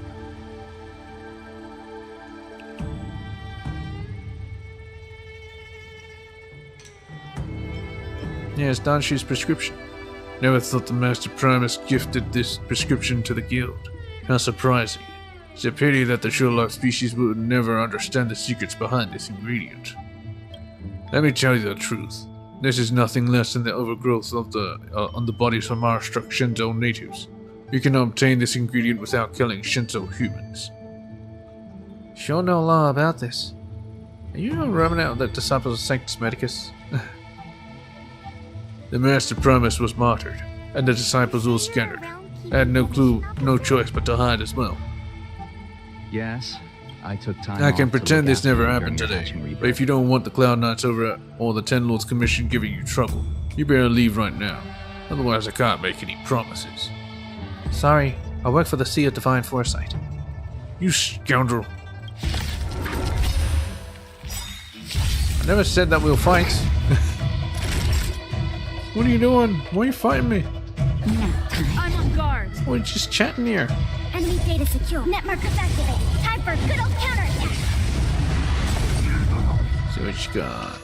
That paradise may be unreached. Savor it for me.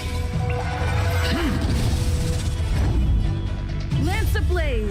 Lance forward.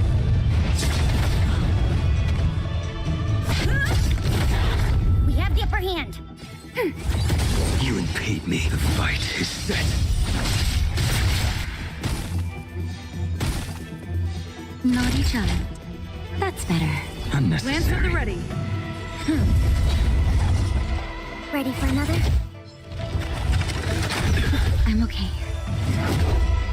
A blade knows no mercy. You failed to set you. I didn't want to kill him. You say you're around. Reach the end of the story in your own way. Todd will become an adult and a kid. Wait, what? Yes, I took time off Eerie to look twig. after you. Oh, nice. I got it from him. A branch that exudes an eerie aura. It's a rare ingredient in some prescriptions. Does this really have medicinal use? Oh, I guess it's a branch. Can't believe the first one I saw. Hey, brother. Didn't know you were here. Isn't this Miss Cascade? Are you feeling unwell? You'll find me, and there's nothing wrong with your body. Let me give you some sweets and close your file. Through the world quest. I see. Of course, if you're free, please take me out on a stroll. Take me out to a stroll. Wouldn't that be rather inappropriate for the doctor to run away? I'm free now. Let's go. Yeah, let's do it. What are you doing? The backlog of patients is so long that even if I do escape, I'll be dragged back here in no time. Forget about it. When I grow taller, I'll take a long vacation and travel beyond the Shenzhou. Since my last escape, the maids and healers have stopped watching over me as closely as before. I tried sneaking out a few times. There was still someone following me, but they no longer ran after me like I was a fugitive. Is that a good sign or a bad sign? Sneaking out for fun seems less of a thrill now than before. Oh. She just wants to be chased. I see. By the way, what can I do for you? Can we have a little chat, Miracle Doctor? I do have some time for a little chat. What'd you like to ask? Have you been busy lately? Following the crisis on the Lofu, I've had an influx of patients from different places. Also, the entire Alchemy Commission is understaffed because of you-know-why. As the healer lady of the Alchemy Commission, of course I've been having a full plate. Can you handle the workload of the Alchemy Commission? Don't you feel like going out for a walk? Yeah, I do, but if I go now, I'm sure no one will be able to figure out where I went. I should probably wait until they have someone free to come after me before sneaking out. How responsible of her. What's that thing on your tail? Talking about that always makes my blood boil. The preceptors call it the Dragonborn Pillory, which is a noble jewelry piece exclusive to the High Elder of the Vidyadhara. Oh, is it like your tracking bracelet? They're treating me like a 3-year-old. This heavy thing drags my tail down, and I can't even take it off when sleeping. You think jewelry is supposed to be like that? I suspect this is what prevents me from growing taller. It's like weight for your tail. You know? You take it off and then your tail will be super strong. Are you really the High Elder of the Vidyadhara? I'm slightly different from my predecessors, probably because I haven't grown tall enough yet. Don't think too much about my role among the Vidyadhara. Just think of me as a healer. At the very least, my ability to treat illnesses is beyond doubt. Please prescribe some meds for me. You don't look sick to me. Anyway, I suggest you get yourself a smoked beef burger first. If you still feel unwell after that, just come back to me. What kind of prescription is that? It's not as good as mung bean soda. Hell yeah. Let me tell you the pharmacology behind the medicinal efficiency of smoked beef burgers. The grass-fed beef represents the wood element, and the iron plate used to cook the beef represents the metal element. The flame that grills the beef represents the fire element, and the juice of the meat represents the water element. As for the earth element, forget it. I can't make up this stuff anymore. It's you. You're the earth element. Anyway, the balanced presence and stable order of the 5 elements in the beef will bring about health. The fact that smoked food can remove extra moisture in the body makes the dish a healthy fast food option. I don't think it works that way. Let's call it a day for now. Come again next time, Cascade. Well, anyway, back to Todd. Todd Howard. It's getting late. Where to now?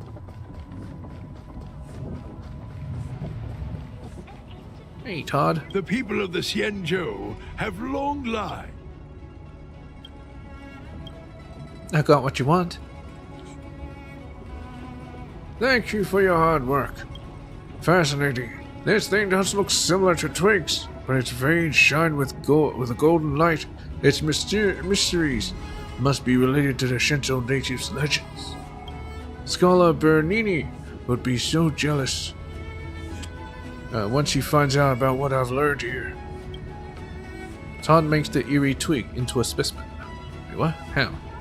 I don't have a lot of tools available to me here, but the guild's research finally has some progress after a long delay. Thank you, Cascade. Wait, you made it here? Out in the open? You are touching upon the Shinto's forbidden secrets. You're not afraid of me reporting you? Now it's time to talk about payment. Yeah, you're not afraid of me reporting you? I do want to talk about money. But you're not afraid of me reporting you? No, Cascade. I'm not afraid of that at all. You have been my capable assistant and helped my investigation from the start to the end. You will gain nothing from reporting me, except losing out on your reward. Even the seat of Divine Foresight won't be able to pay more than me. Oh. You've helped me so much, and I'm definitely not a stingy person. Apart from tangible cash, I will also provide the most common reward in the intelligentsia guild, that of knowledge. After all, knowledge is worth more than gold. I will share with you all the information I gained from this project. Take this manuscript and keep it safe. I'll come find you again, young one, if I need to conduct more research. What did you just give me? Oh, rare plant specimen. By Todd Riordan. Type investigative. Location Lofu. After the implementation of the ban on internal and external travel in Shinto Lofu, I immediately realized the value of this opportunity. The Skyfaring Commission personnel who were originally accompanying us were unable to split their attention anymore and could no longer enthusiastically take care of me. She must have relaxed her guard against an old man like me who is weak and inactive. Anyway, how does the saying go in Shinto? Taking chestnuts out of the fire, risk and benefit are good, inseparable friends. Anyway, I dispatched a new acquaintance of mine, a certain investigator. She did not disappoint me and brought me a sample of a plant. This branch is not grown in a garden or an incubator, but is an abnormal growth extracted from fallen Shinto warrior.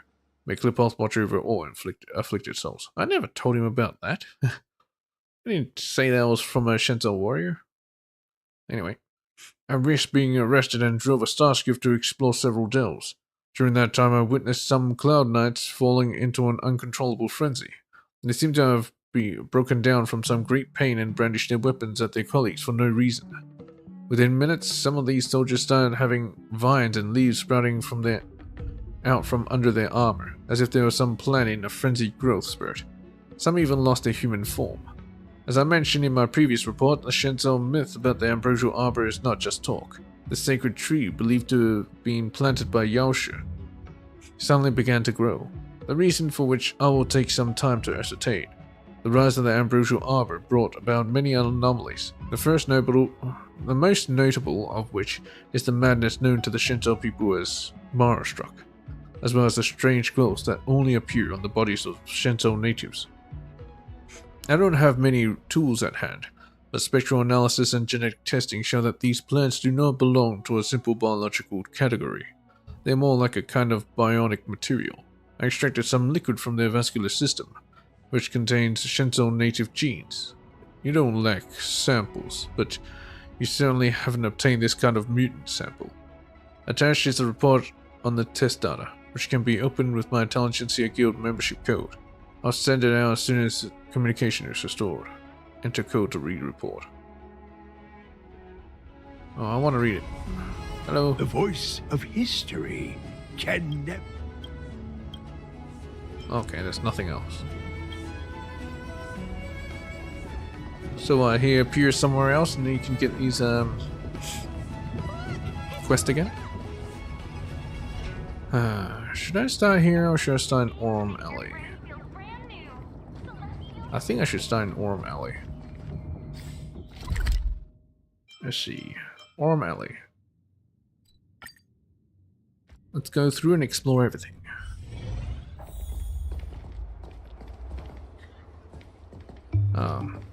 Let's pick up everything before I talk to the NPCs.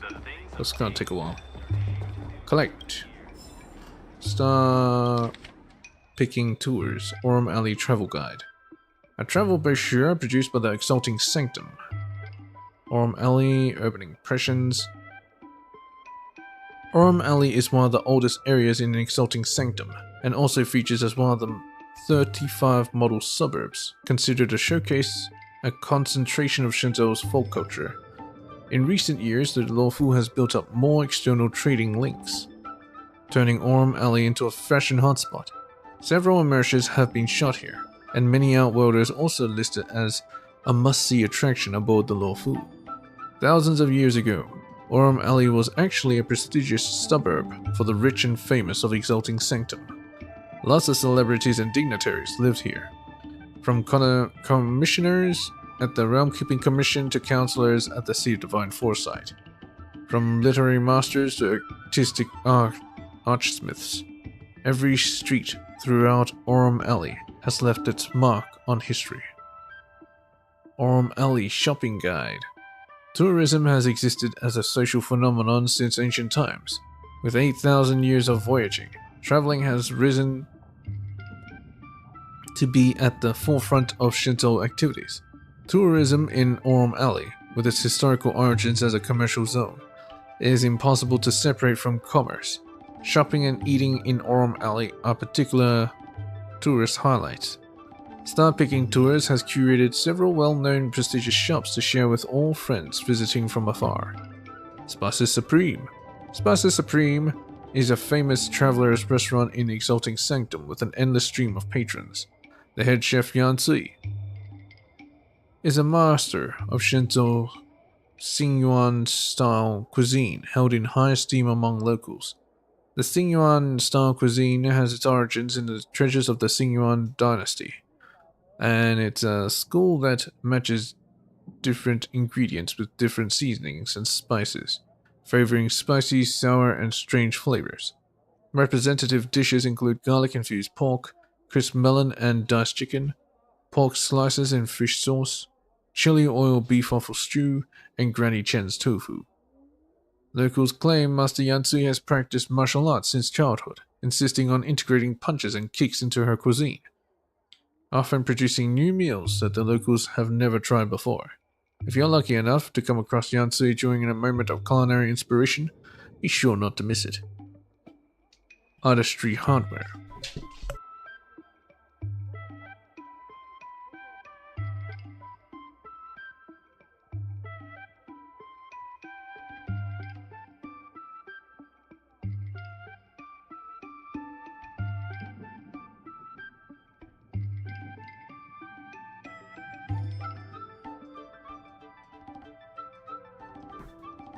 Times they are a-changing, and most lawful residents have no idea why Exalting Sanctum's commercial district is named Aurum Alley in the first place. Back when automatons were still in everyday use, this eating and shopping street was packed with automatons running errands for their owners. Remnants from the automaton culture linger at the Aurum Alley's Artistry Hardware. The current owner of Artistry Hardware, Mr. Shao, is an ex-artisan from the Artisanship Commission who once worked with Ying Xing, the legendary furnace master. His craftsmanship is peerless. Today, civilian use of automatons has reduced to vanishingly low numbers, and Artistry Hardware remains one of the few proud workshops able to independently craft and maintain automatons. Branching out into new industries has seen a rave reception among model lovers for the 1/12th size Automaton Gatekeeper series. If you're interested, then drop by the front desk at Artistry Hardware to make inquiries. Want to make figures now? So much to read. Spices Supreme Perfect Reviews. Username Mukugaoka. Honorary member level 23. Wait, what? I guess that's his review level. Location, blank star system, blank city. Diner review, Spices Supreme, Aurum Alley, Shenzhou, lawful flagship store. Rating 5 out of 5. Title, A Sumptuous Feast, truly worthy of the name. Details, this was my favorite food while touring around the Shenzhou Lawfu. Unfortunately, this streamer, you know, the one with the red hair. Wait, what? I don't know if she's from the Shenzhou, but she seems to know everything about the Shenzhou. Made the place go viral with her videos. So it was packed out with people and doing great business. I barely got a table when I came, and I had to wait so long. The menu squeezed so many options onto it that it was really hard to order. My breathing sped up and I started to have a panic attack when I looked at the menu. But whatever I ended up ordering, it was delicious. Wait, what the hell? It's an order. It's a review. Don't give your life story. What the?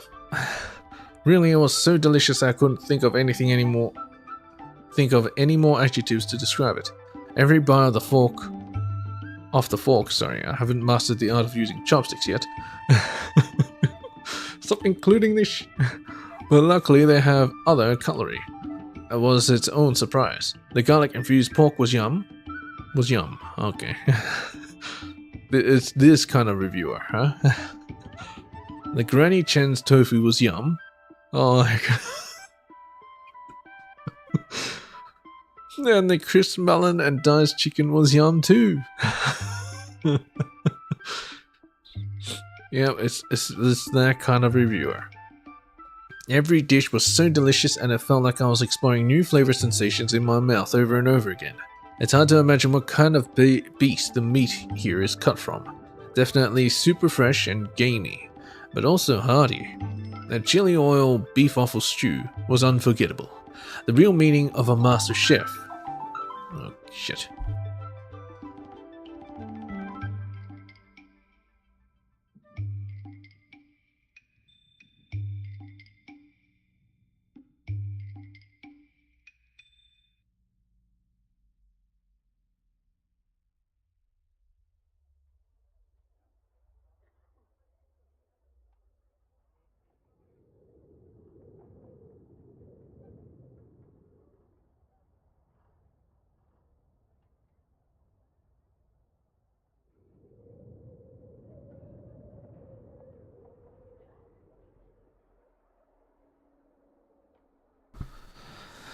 Master Chef.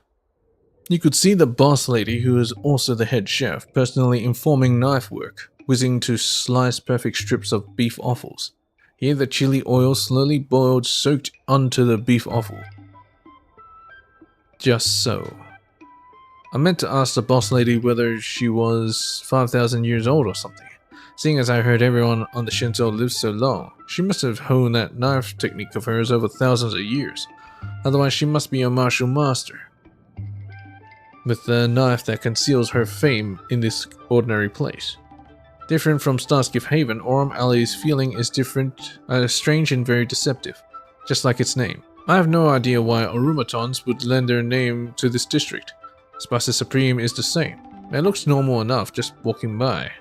But inside is sparkling clean, and the boss lady is friendly and scrupulous as she cooks up a meal. They're meatballs from some beast called 999 handmade meatballs. And the boss lady insists on pounding out the mincemeat 999 times before me, promising me this method is the real deal. Luckily, I'm not running a kitchen back home, otherwise I would chew them out like, you guys are all chefs, right? Why is there such a big gap in skill? All in all, I'm very satisfied with everything about this place. If you want to try fresh, special and unique Shinto meals, I highly recommend you give this place a go.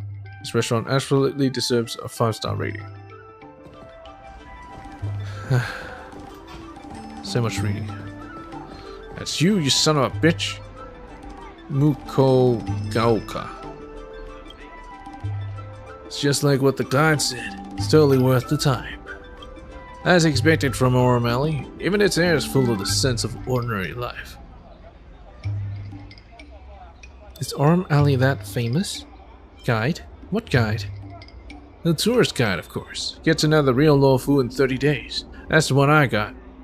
It may not be as popular as the other Lawfu sightseeing guides, but I think it's the most practical one.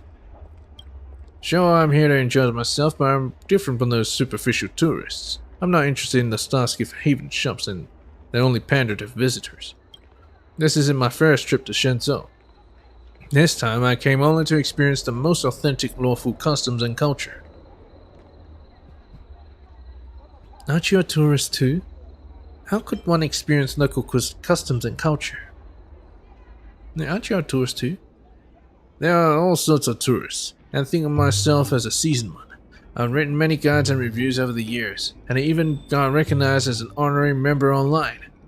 You can't even buy that kind of recognition with money, you know? Actually, you could, but judging by your outfit, you must be a tourist from the outside world, right? Feel free to ask me if you have any questions about sightseeing. I'd like to ask, any recommended stores? Stores? Well, there are lots of stores in Starskiff Haven, but many of them target tourists. I'm afraid you won't find the best deals there. Personally, I'd recommend the stores in Aurum Alley. For example, Spice Supreme is a restaurant only frequented by the locals. I strongly recommend you to try the unique and affordable dishes there. What souvenirs should I buy on my Shenzhou trip? Souvenirs? Well, my suggestion would be mung bean soda. Take it back to your friends and relatives and make sure they try it. Once they've tried it, they won't be pestering you for souvenirs anymore. Guaranteed. I mean, come on. You're on a trip. Just relax and stop worrying about the social obligations back home. What's so special about Aurum Alley? Well, how should I put it? Aurum Alley is frequented by locals. I swear some store owners and staff even know each other. Sure, it doesn't have as many tourists as Starseaf Haven, but looks pretty ordinary at first glance. Oh, and looks pretty ordinary at first glance. But it's got an indescribable vibe. Like the feeling of an ordinary life and everyday neighbors in an old alley, you know? Yeah, I know. I don't have any more questions. If you have any ideas about to share about sightseeing, I'm all ears. Just love the atmosphere of ordinary life in this alley. It's not easy to find something as interesting as Aurum Alley these days on the Luofu. Alright. More shit to read. Guinifen's food vlog script. Wait, script? Scene. Spices Supreme shop front. Camera number 1. Images. Shop signboard. Shot. Medium shot. Synopsis of dialogue. Not applicable. Duration 2 seconds. Music sound effects. Light music. Scene. A night market street. Camera number 2. Street shots of people coming and going on the night market outside the shop front. Shot. Long shot. Synopsis of dialogue. Huh. You know, I've seen some food vloggers, but I don't think they roll off these type of scripts. Like, you know, like this planned out. They just get a whole bunch of B-roll and then they just compile it all together when they start editing. So they do it all in post. Scene. Spices Supreme front door. Number 3. Opening the door, walking to the counter and reserving seats. Close-up shot. Briefly introduced to Spices Supreme reviews and the history of Aurum Alley.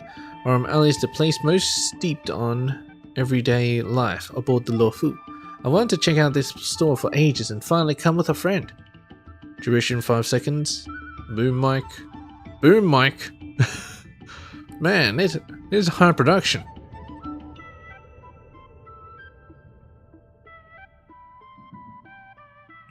Oh, I see. This next level food vlogging, huh? Scene. Spices Supreme interior. Camera number 4. 4 cameras. Images. Show the menu and a finger swiping to make selections from a flexible display. Close-up shot. Explain the flavors of signature dishes, focusing on orders being personal preference. The signature dish at Spices Supreme is their Granny Chen's tofu. That soft, slimy tofu goes down a treat. The boss slices the pork belly fresh to order, and one mouthful is enough to make you cry. You don't want to miss out on this bestseller. 8 seconds, boom mic, sound effects or flexible display touchscreen. Okay. Camera number 5, holy shit. The camera pans during reservation process to reveal diner interior design. Medium shot. Light music, fast forward, sound effects. Camera number 6. Serving of dishes, hold food up to the camera and chat while eating. Extreme close up. Extreme? 15 to 30 seconds. Boom mic. Remember to switch to headset mic. Even has a headset mic. Okay. Title selection. Blitz Aurum Alley with your besties and find that flavor that makes her weep. Where's the universally renowned Granny Chen's tofu? Join our one-day tour of Aurum Alley. Gorge down 18 meals until you get stomach. Can't take it, and you'll still want more. Wait, what? And you'll get stomach. What? And delicacy is only available in Aurum Alley. Are meatballs really still made by hand? Lose yourself in 5 minutes flat in the mouth-watering paradise of Aurum Alley. Reminder. It's too delicious. My mouth, yum. Oh, this vid is totally overtime. And so much content. Wow, but it's so delicious. I can't stick to the script at all anymore. Also, these titles are awful. They're way too long. Like, I don't know, keep it like 5 words. Maybe 8. Well, you want it to be short and snappy, like a thumbnail. Dragon Spring Brew, Apricot Blossom Reserve.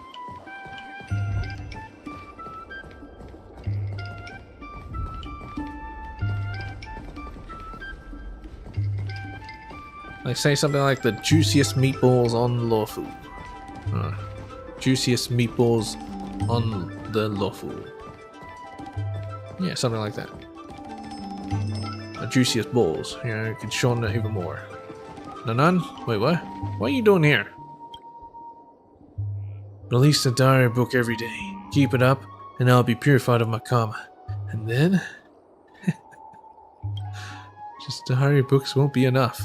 I need to buy some crates of Scale Gorge spring water. Hello!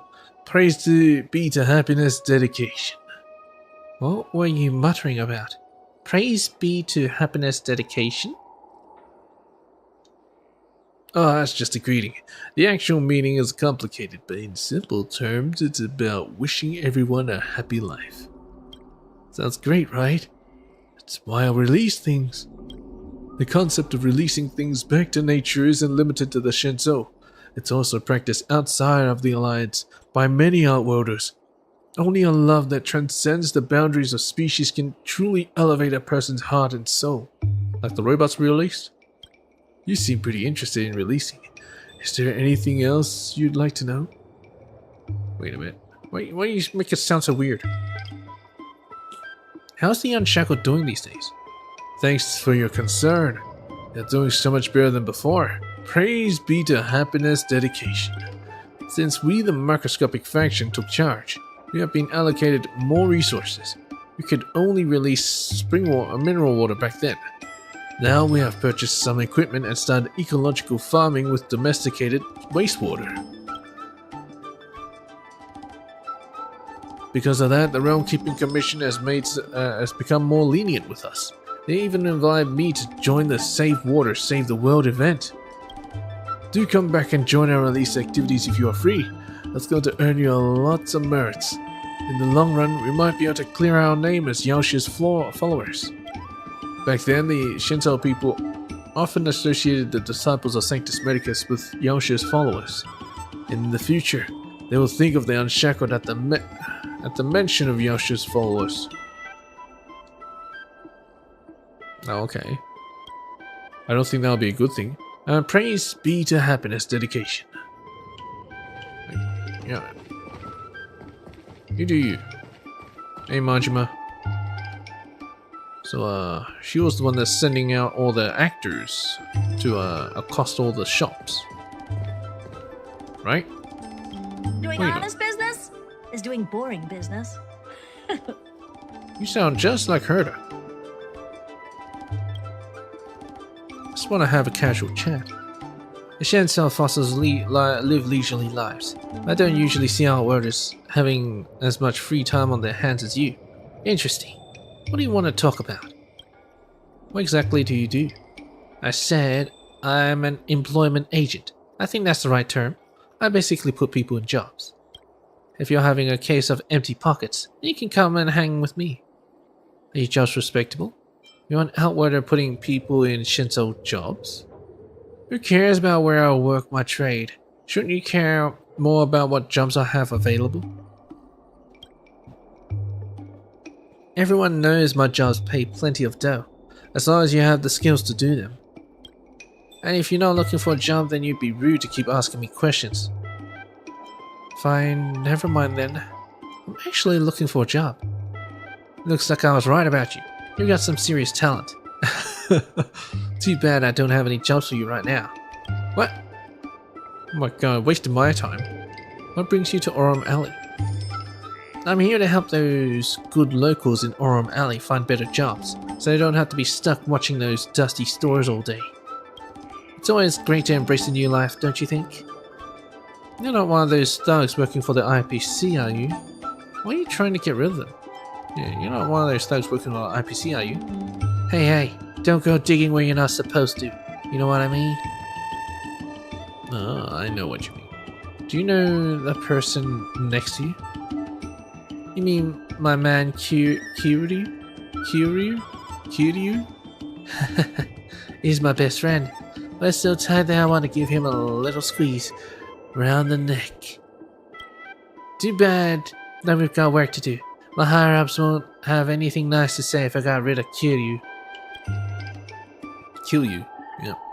Plus, I can't just go and fight him. This is the Shinto lawful after all. Without I'm keeping commission, or the Cloud Knights will be all over me. Don't worry, there'll be plenty of opportunities for me in the future. Does Kiryu know about your plans against him? You're such a weirdo.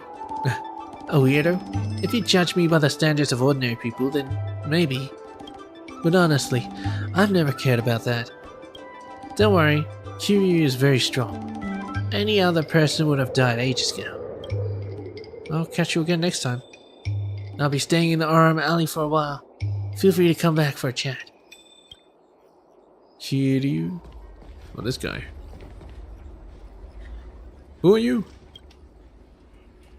A merchant guild will be coming here soon to discuss business. Take your leave, or I'll make you leave. I'm not eavesdropping. Aren't you just being too self-conscious? You sure talk big, buddy. You wanna fight? Merchant Guild. Are you from the Orem Alley Merchant Guild too? You wanna fight? I've heard about the Lawful Street's pretty safe, but now it seems I was mistaken. I see.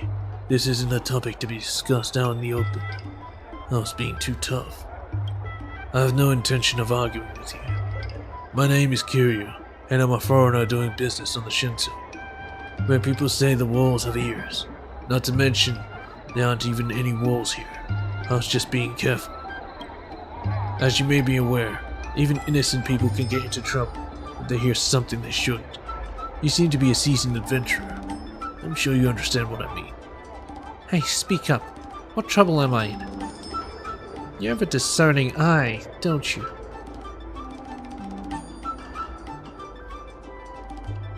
Yeah, speak up. What trouble am I in, huh? If you're asking that question, that means you haven't heard anything you shouldn't have. This is good news. You don't need to know anything more. Them's fighting words. If my observation are correct, then you're sharp enough to soon figure out what I'm doing and why I do it. However, you are also sharp enough that I can trust you to know what you can get involved in and what you shouldn't. So we're done exchanging pleasantries. There'll be plenty of opportunities for us to do business in the future. Is there anything else you want to discuss? How about a casual chat? You may have realized that I'm not the best at small talk, but I appreciate conversations as long as you don't mind my style of speech. What exactly do you do? I'm an employment agent. I introduce jobs to people. Are your jobs respectable? Are you saying an employment agent is involved in things I shouldn't know? You underestimate business practices. Apart from the jobs I arrange, there are many things that shouldn't be heard outside of the ears of the intended parties.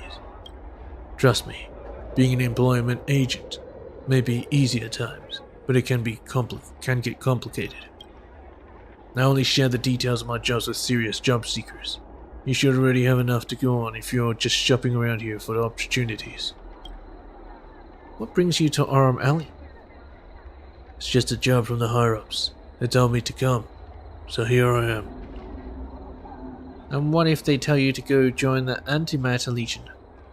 What's the higher-ups tell you to do? Yeah, then I'll join it.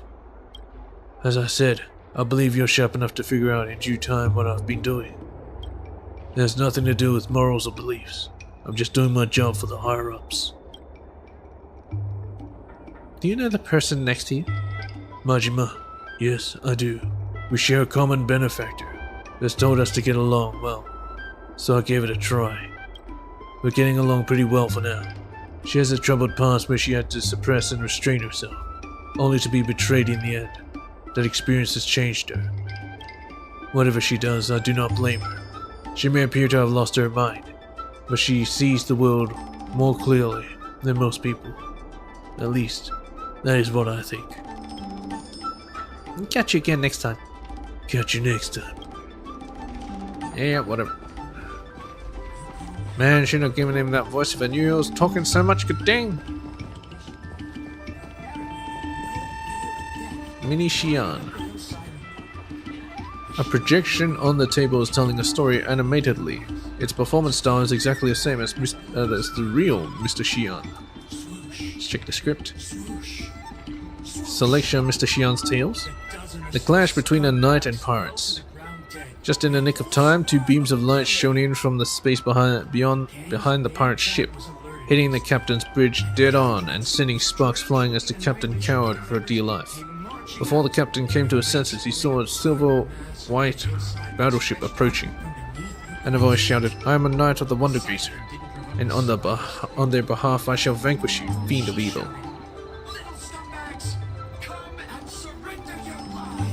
Now you're probably wondering, who is this knight of the Wonder Grazer and what are his powers? Can he defeat evil against all odds and save the lawful merchants from a fiery demise? Sorry guys, but you'll have to tune in next time to find out. Yep. 1 versus 300. Yukong held her breath and counted out 14 thieves from the Annihilation Gang who apparently had no fear of death, climbing up the hill silently as she drew her bow. She didn't bother to open her eyes, instead tracking the thieves by ear. Swoosh, swoosh, swoosh. The dozen or so scumbags fell to the ground dead, their whole squad obliterated.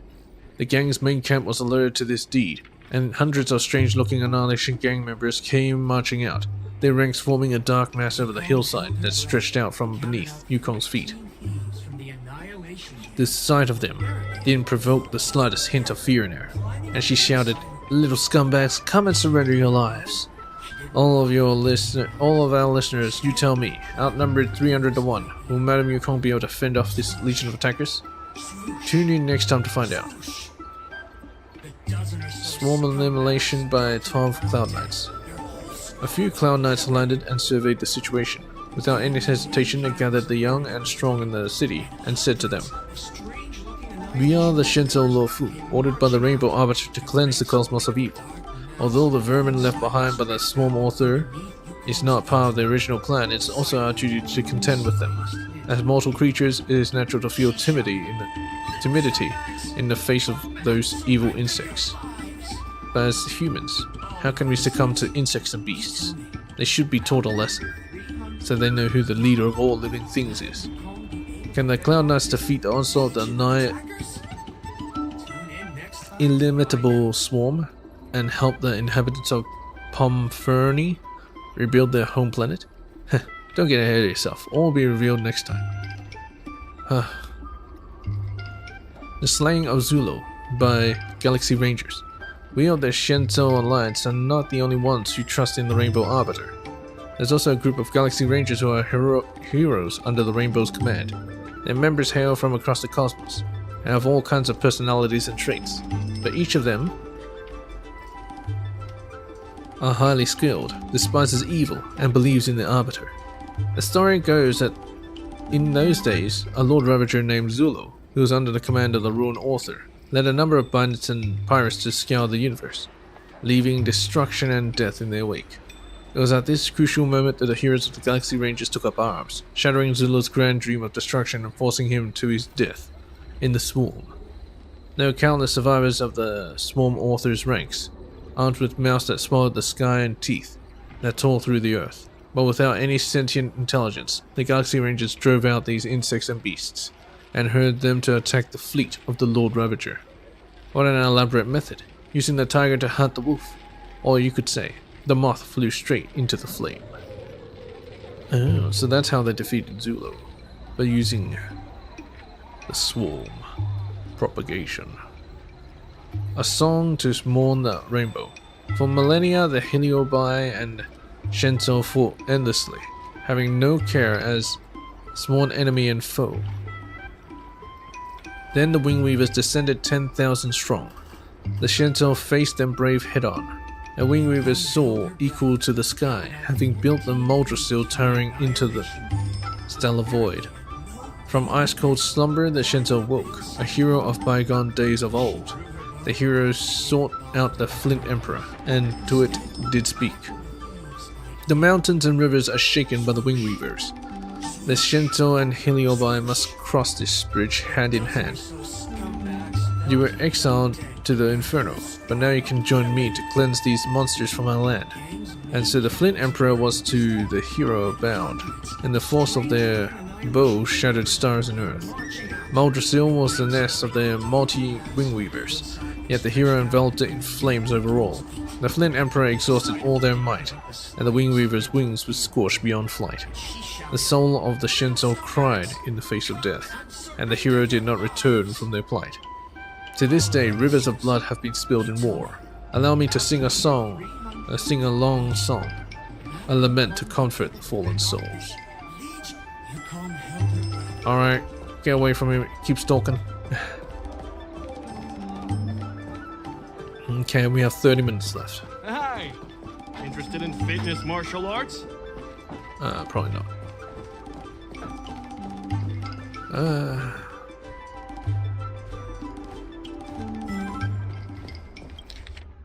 The Fang Hu.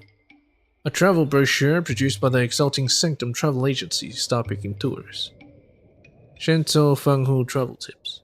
The Shenzhou Fang Hu used to be the most famous tourist attraction of the Shenzhou Alliance. Unfortunately, the place could no longer accommodate vast numbers of tourists in recent years and even stopped issuing new travel passes. Briefly, due to the damage inflicted by the Third Abundance War. Now that the new travel policy is in place, we can visit the beautiful waters of the miniature myriads again. According to the regional policy, a Shenzhou Alliance travel pass and a Fang Hu travel pass, which has to be applied 2 to 3 months in advance, are required to travel in the Fang Hu. The same rules apply to Shenzhou citizens. Those whose residency papers are under the jurisdiction of the Shenzhou Alliance are required to provide the certificate of conduct issued by the Realm Keeping Commission of their domicile to the Skyfaring Commission of the Fang Hu.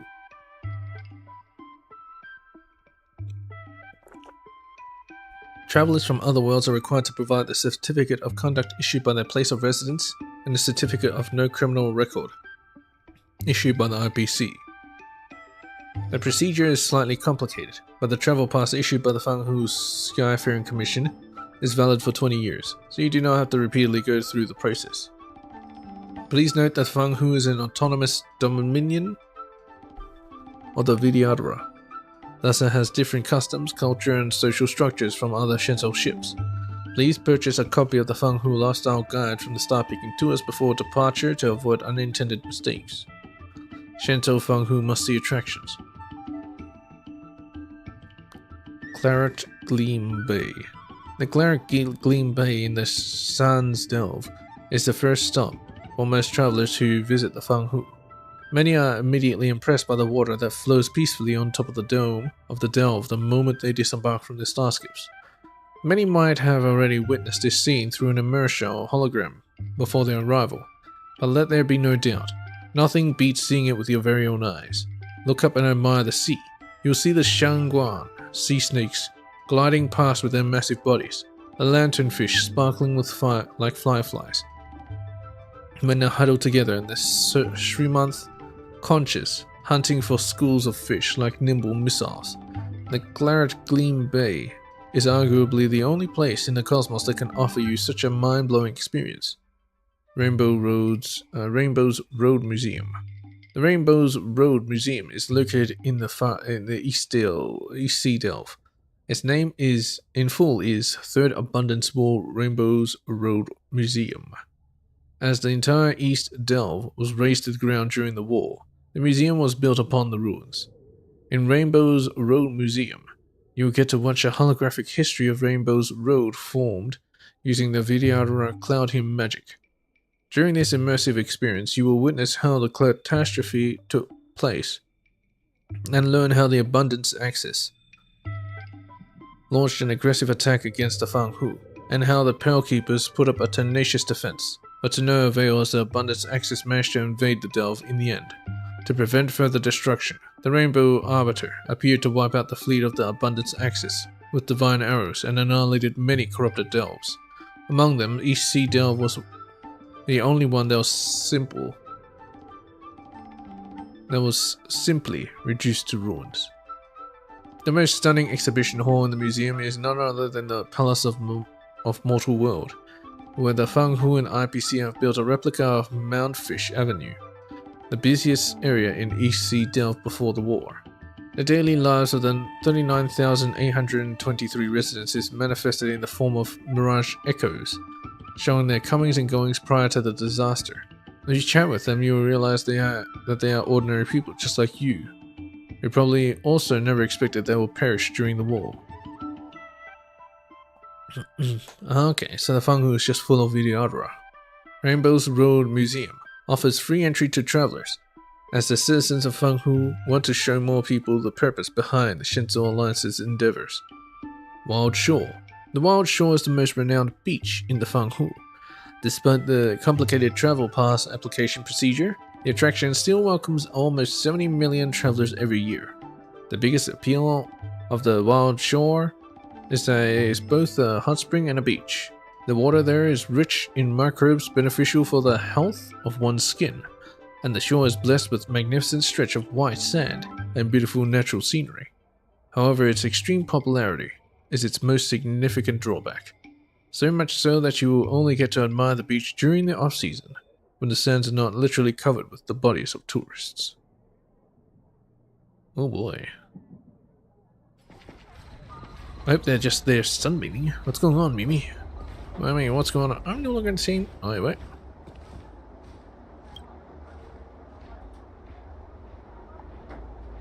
What happened to you, Mimi? Can you just act normal? You're starting to freak me out, you know? Hold on a minute. Hold on, Shinshin. I'm still trying to figure out the current situation. Wait, this thing can actually talk? Did you call it Mimi? Yeah, I'm just as astonished as you are. This thing has served me for 40 years and now it suddenly starts talking. Hey, I know you. You're Cascade, right?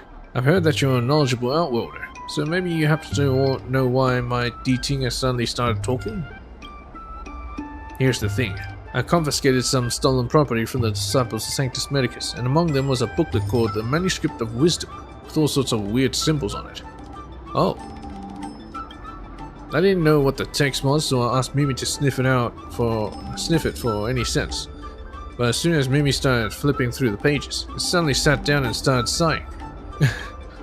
I mean, Mimi's a 40-year-old D-Ting by this point. Glitches and bugs aren't uncommon in it. He kept muttering humans are so stupid. That's the first time I've ever heard it speak using a human tongue. Well, I don't think we need her to explain what's going on. Perhaps not even she knows what has truly transpired. The weird symbols on their Manuscript of Wisdom are actually a logical circuit that enlightens its readers through a visual transmission alone. Illiterate people tend to give meanings to symbols, which will prevent them from truly understanding the contents within the Manuscript of Wisdom. Thanks to this enlightenment, now I've come up with 100 ways to destroy this world. Looks like I'll have to destroy you. I won't believe your words until you tell me what they are. Yeah. Save your breath. I'm not telling you anything. I'm simply too smart to do something meaningless like destroying the world.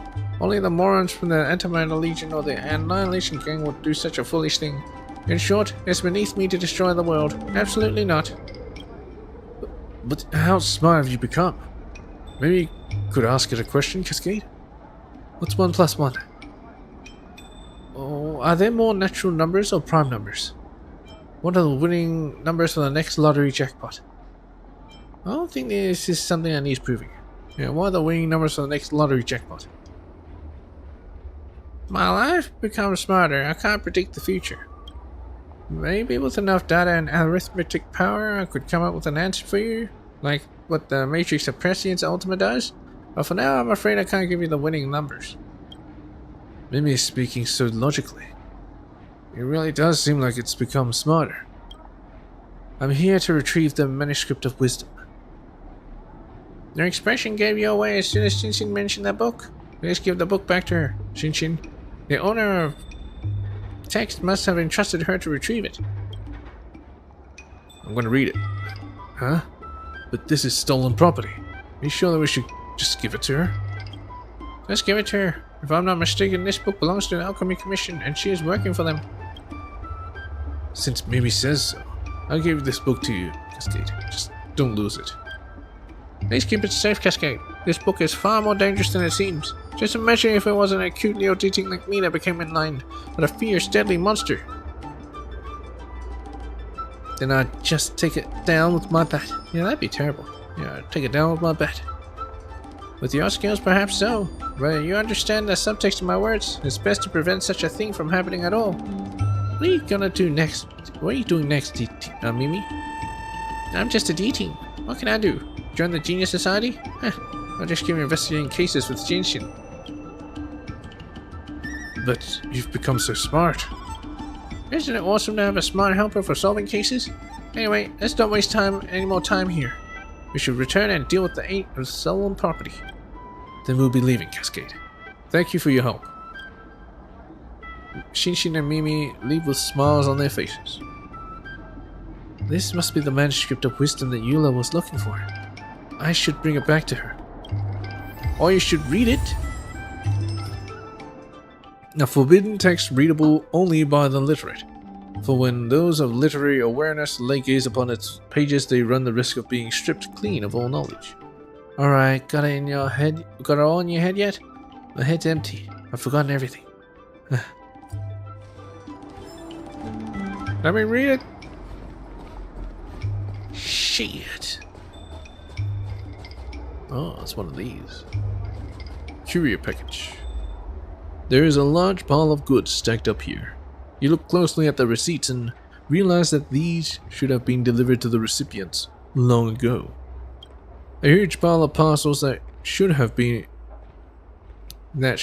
already been delivered are stacked up, and passers-by ignore them as if they are nothing unusual. You inspect closely and realize there is an inscription on the cargo box to the side.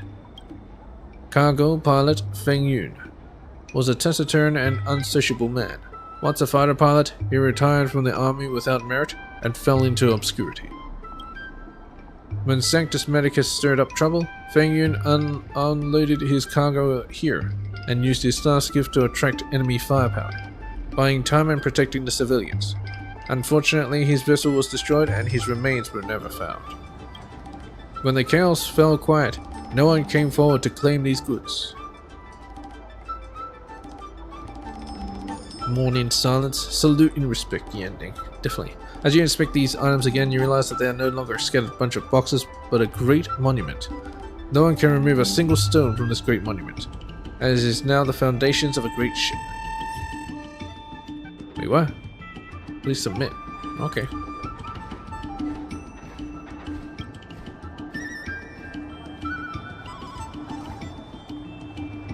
Well, I submitted it. I guess paying my respects.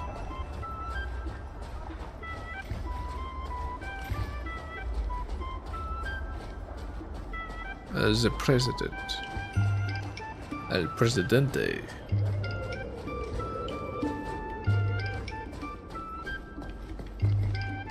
Ah, here's another book. Just what I was after. Dang it.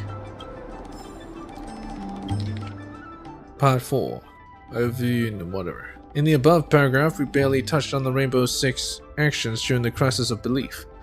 The reason is surprisingly simple. The sect was hardly active at that time, and the people did not even regard it as a proper belief. That does not mean that the Shinto people had no reverence for the rainbow. In fact, almost everyone of the Shinto would commemorate the rainbow's sacrifice in appreciation of what they had done for the survival of Shinto. But when it came to matters of faith, few of them truly believed that a martyred hero would ascend to become an Aeon and protect the Shinto. Please allow me to digress and discuss something unrelated to the topic here. Nowadays, many accounts focusing on disciplined history are spreading anxiety on social media about the existence of history fictionologists, which is highly detrimental to the education of historical knowledge. Among all rumors, the most widely circulated and devastating one is the claim that the Shinto Alliance Declaration has been tampered with by history fictionologists. Most of the time, those rumor mongers will emphasize how the Rainbow Arbiter had yet to become an Aeon when the declaration mentioned, from Rainbow to the Ten Lords. Now that you have learned about the history behind the Rainbow Arbiter title, I believe the rumor can be easily debunked. Now, back to the topic on the Rainbow Sect. During the Crisis of Belief era, a sect that sincerely believed in the Rainbow Arbiter was not in the public's favor. Or not of the public's favor. People preferred to ask for protection from already existing Aeons instead of non-existing one that could only provide emotional support. Despite being marginalized, the sect did not struggle. They kept praying, anticipating the return of the hero. Following the destruction of the denizens of Abundance's territory by the Divine Arrow, the people of Shenzhou came to realize that the Rainbow Arbiter truly existed. The Divination Commission, followed by the IPC, the Guild, and the other sects acknowledged the birth of a new Aeon, the Hunt. From a fringe group, the Rainbow Sect transformed into a popular sect that could compete with the Firmament Sect, almost overnight. The subsequent conflict that transpired was not a religious one, but one to determine the future path of Shenzhou. The Firmament Sect insisted on abiding by the Firmament Arbiter's will, and was strongly against Shenzhou's involvement in the war with the denizens of Abundance. The Rainbow Sect opined that hiding and defending is not enough to fend off the denizens of Abundance. For the survival of the Alliance, only by following the path of the Hunt and cleansing the enemy could the future be secured. Following consecutive victorious expeditions, the numerous appearances of the Rainbow and the joining of the Foxian and Vidyadhara, the Rainbow Sect slowly gained traction among the people. In year 4100, the Rainbow Arbiter became the undisputed main Aeon of the Zhenzhou Alliance. Just like that, the Crisis of Belief came to an end, and the era of the Rainbow Arbiter began.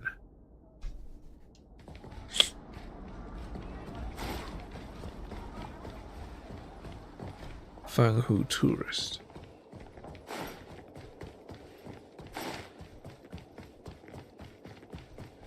I'll start talking to the NPCs in earnest in the next one, maybe?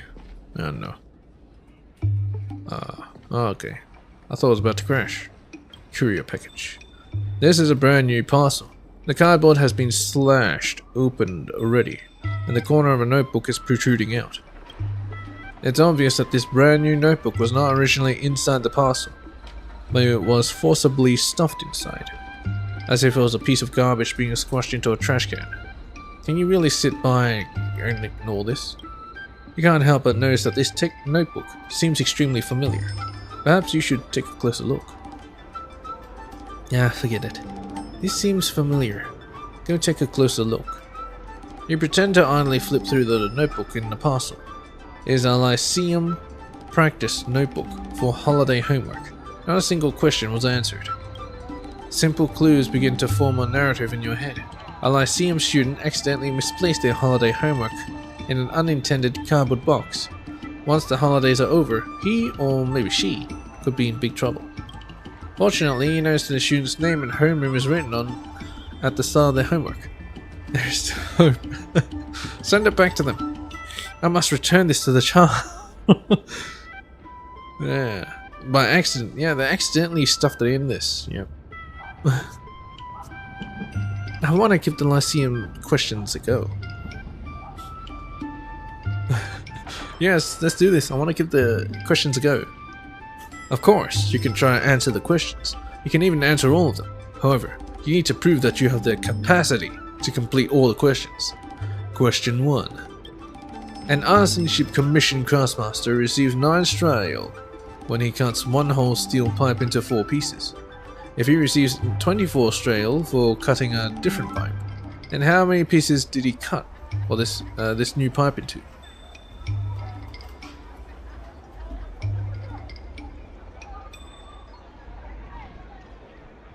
Receives 9 where he cut into 4 pieces. I received 24.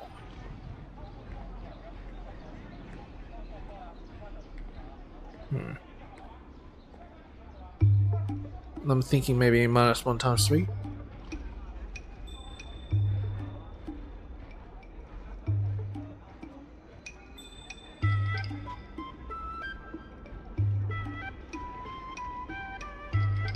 So if it's 24 strail, then you divide by 3 and it becomes 8.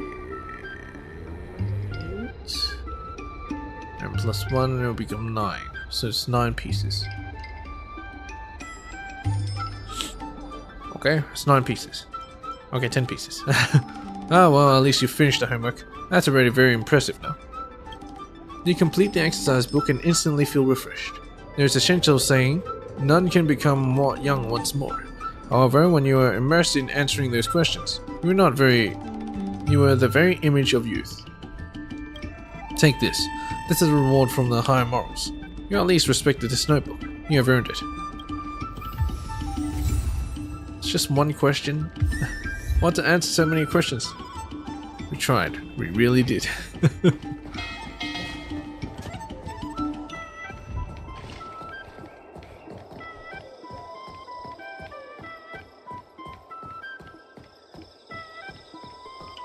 Alright.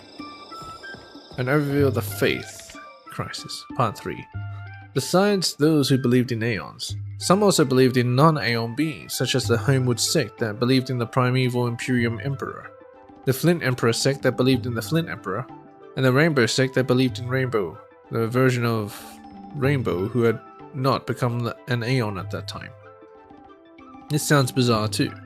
It's hard to believe that there were people who believed in non-aeon beings in an advanced civilization with a clear understanding of aeons. The historical documents about the followers of these two factions have now become important resources in the field of religious psychology. Many monographs study the psychological mechanisms behind these beliefs, but it is not possible to include their content within the confines of this small document. Here we will only discuss the most apparent motivation of these believers. For those of the Homewood sect, their faith and loyalty of the primeval Imperium Emperor was largely just a facade. Their choice of belief was not a philosophical one, but a political one. This is actually quite understandable. Although the Shinto people at that time had never been home, their longing to be back never waned. So these homesick people declared, we should not continue our voyage alone. Instead, we should answer the call of our emperor and find our way back to our homeland.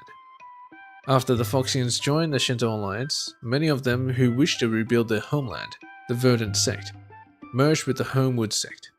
Till this day, they remain a political force to be reckoned with.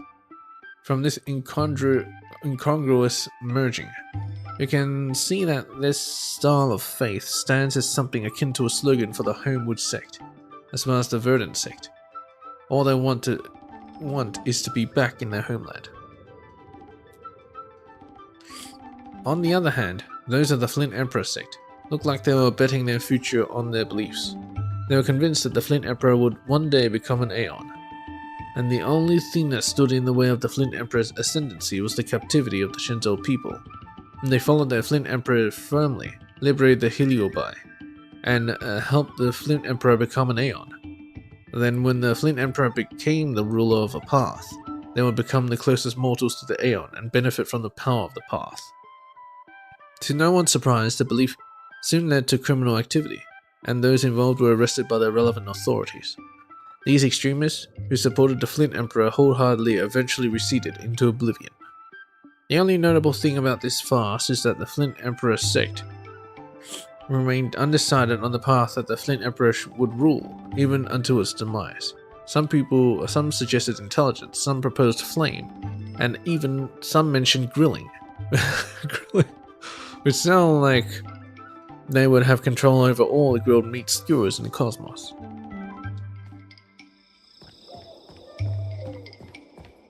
There aren't many gormandizers like me nowadays. Yes. This is another review. Black market dealer investigative notes. It all started a long time ago, back when I first met him.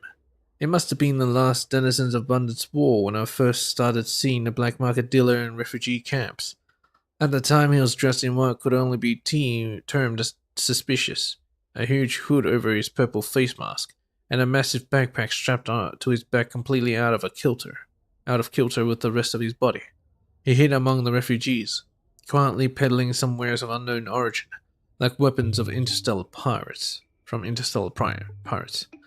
I struck up a conversation with him, and this man hardly kept his secrets to himself. Not only did he flog some weapons to me, but he even promised to offer me some mods. In other words, some weapons mods. I was vigilant at the time, as my professional instincts were screaming at me that this person wasn't a good bloke, but I couldn't stop myself from asking more questions. He grumbled to me about being considered a profiteer by the refugees around him. To support my family, I came here without even taking out my life insurance. Is my life really that worthless? I came here to help everyone. He pointed to eggshells on the ground, telling me how some loose refugees would even pelt him with eggs and how his kindness had not gotten the respect it deserved. I asked about the price of wares, mainly those weapons of these, and indeed they were surprisingly expensive. Probably not many refugees could afford that. When asked about this, he retorted, "An optimist invests in the future. It's no use worrying about money because if you don't use it now, you'll sure be spending it in the future." This guy keeps having his grim sneer, and it's starting to creep me out. Leaving the refugee camp, I reported him to the Realm Keeping Commission. Unregulated market operations are always a violation of laws and ethics. Based on the report from the Realm Keeping Commission, the black market dealer should have been caught, and yet the past few days I've been seeing him again and over at the Orm Alley. Ever since I started working for the press, I've grown particularly sensitive to grey market operations, and I couldn't help myself from getting to the truth. This guy was dressed completely different from last time, but his movements were a dead giveaway. Seeing me draw closer, he also recognized me from before and started to banter again. At first I was worried he was going to take revenge on me, but then I realized I was worrying too much. This guy had never taken a stint in prison seriously. He said the Shinto has been a mess recently, and that he'd sniff out a chance to sell medicinal materials. None other than vines grow from Amara-struck victims. It's going to peddle it to outwarders seeking everlasting life. I was shocked. Could that really be used as medicine? Would it work? This wicked black market dealer and his demented blasphemy. If I wrote an expose, would he be condemned? No. I'd better ask instead whether or not he'd make it off the Shinto alive. Thinking about it, all this filled my heart with the power of justice. I had to track him down to the very end. This schmuck just went and got some tree branches from the Everhunt Plains. It's not Mara-struck at all. So yeah, she's just a scammer. Okay.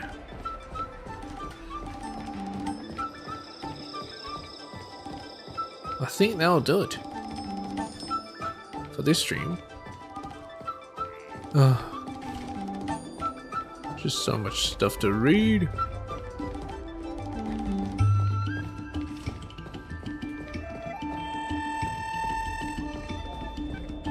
Dumplings and steamed buns. The buns are huge. Just a few and you'll be full. What a nice day. Oh. Last one, I suppose. Part 2. Although the Firmament Arbiter was once the centerpiece of faith among the intellectuals and merchants, the Aeon was one typically indifferent to the lives of mortals. Compared to that of Arbiter's worldview, the people of Shinto leaned more toward pragmatism when it comes to their preferred spirituality. Therefore, diverse choices of new beliefs bloomed among them. Quite a number of people went against the trend and became faithfuls of the Yaosha. They firmly believed that the behavior of the denizens of abundance deviated from Yaosha's will, and the Mara-struck only existed because Yaosha's will was improperly executed. These people called themselves disciples of Sanctus Medicus, hereafter referred to as the old disciples of Sanctus Medicus, to differentiate them from modern terrorists. For a long time in history, the old disciples of Sanctus Medicus were not a notorious group. They accepted skepticism with an open mind and built apothecaries to help the poor and needy. For those who had long abandoned Yoshi's beliefs, the behavior of the group was pathetic and laughable, though not particularly detestable. Here is something worth mentioning. Thought the Shinto people spared no efforts to diminish it. I think it's though. The predecessor of the Cold Spring sect, which overhauled the entire Shinto healthcare system and stepped onto the historical stage several millennia after the crisis of belief, was the old disciples of Sanctus Medicus that existed in secret for thousands of years. In recent years, a group of sorcerers wreaked havoc by impersonating the disciples of Sanctus Medicus. Only then did the Cold Spring sect publish a statement to clarify that they had abandoned their erroneous belief in the plague's author. Many intellectuals abandoned their old paths for good and chose to follow the Wisdom Walker on the path of erudition. They were called the Wisdom Sect. Back then, most Wisdom Sect members preferred to focus on academic research in the ivory towers than spending time on secular matters. Hence, their presence was not felt much during the Crisis of Belief era, when the people were spoiled with a plethora of selectable beliefs. They continued to use the term the Sacrosancts, mostly because they attached little importance to the title of Aeons. The Wisdom Sect still exists, although it's hardly now.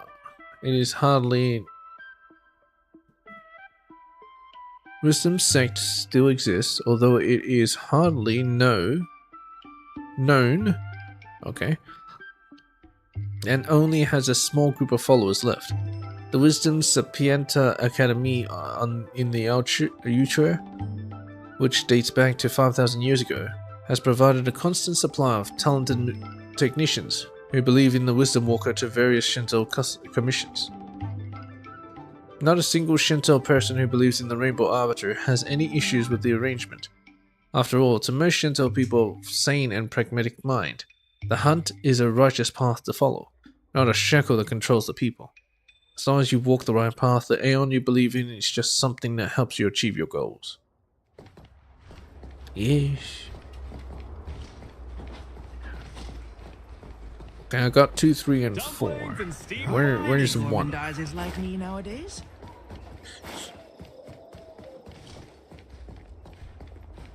Where is number 1? Unless I already got number 1. Our O'Malley one-day tour, transportation and meals included. Oh well, whatever. I'm just gonna go back to the parlor car. Let's see what Pom Pom wants. Pom Pom, what are you doing, Pom Pom?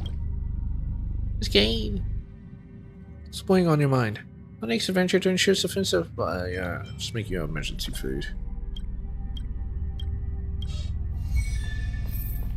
Friend in need is a friend indeed. That is a little different. Joanne.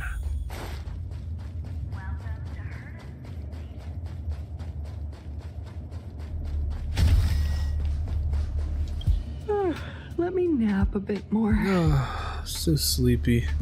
You again? What's up? Can you help me check my medical report? Huh? Oh, your medical examination was today. My apologies for keeping you waiting.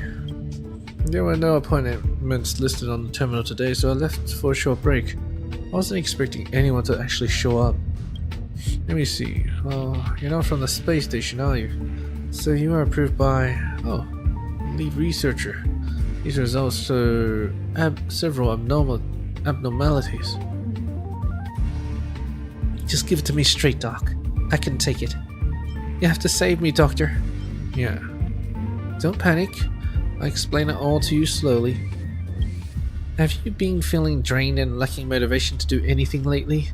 Maybe with some intermittent symptoms like dizziness or tinnitus? No, I feel fine. Seems like it. At least a little bit. Yeah, being lazy. As I expected. In any case, the situation isn't that grave. To put it bluntly, you're sleep deprived. You should be more like me. Get plenty of rest and don't stay up too late. By the way, recently there have been monsters lurking about the space station, so be careful out there. Some first aid supplies in case you ever need it. Remember to always clean wounds promptly and thoroughly. Don't forget to follow your doctor's orders. Oh, nice. Let me nap. About the resource supply agreement. The application for medical supplies needs to wait for 3 to 5 working days, and we'll contact you through mail. Wait, resource supply agreement. I remember. The one that requires a special procedure. Well, the approval process has been completed, and the corresponding personnel will send it over later. You can go back and wait now. Oh.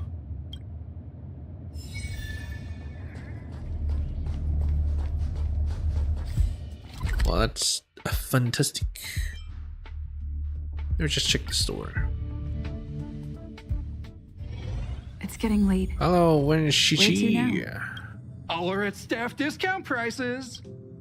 Yes. What you got for sale? Money. That's it.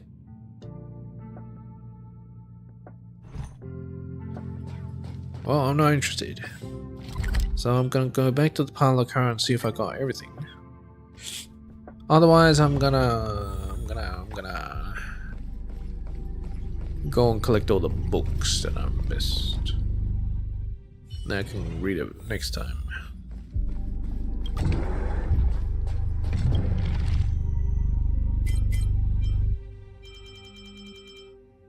Oh my god.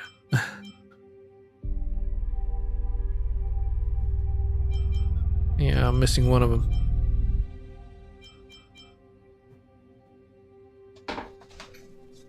Well, I guess I gotta explore it a bit more.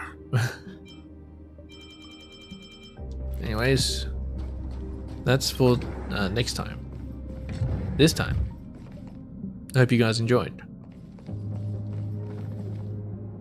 Yep, that's it. Beach, I guess.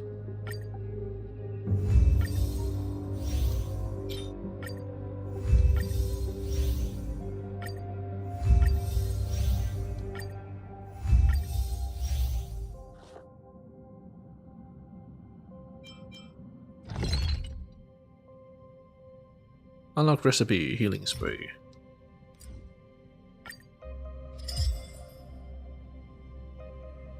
I love the Star Taro bubble. It's just trash and ice. Oh, I find that hilarious. They're really shitting on Star Taro bubble. I don't even know what's. I don't think they're shitting on it's bubble tea, because you know, you don't shit on bubble tea. Or maybe the taro bubble tea, because I'm not sure if that actually is good. Maybe it is. Anyway, let's check the mail. What's in the mail? Anyone's birthday? No. Alright. Claim all.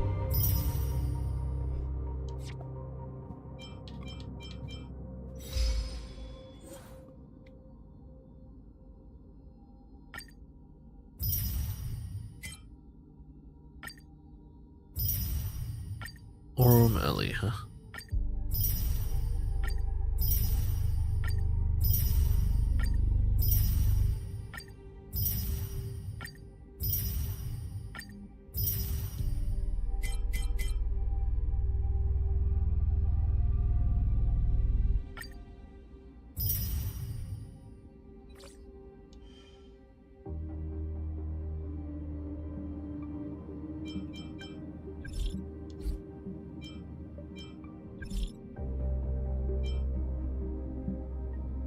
Oh, you can recall it all.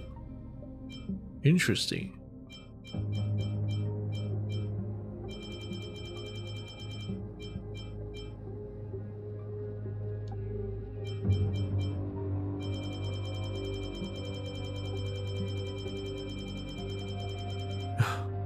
There's so many. I wish they I don't know, make it easier to search through this rather than this browsing. I can see it becoming a problem. I guess filters will be what you will use.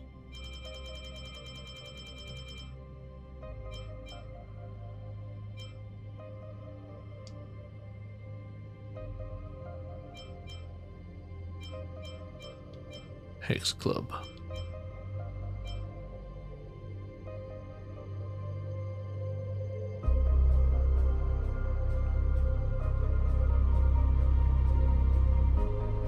Yeah, this is the Hexanexus thing that she gave. What's your ginger?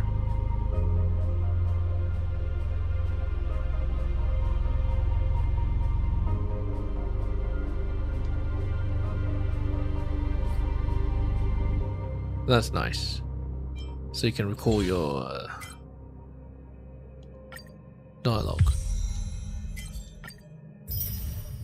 Alright, that'll be me. Peach, Peach, Peach.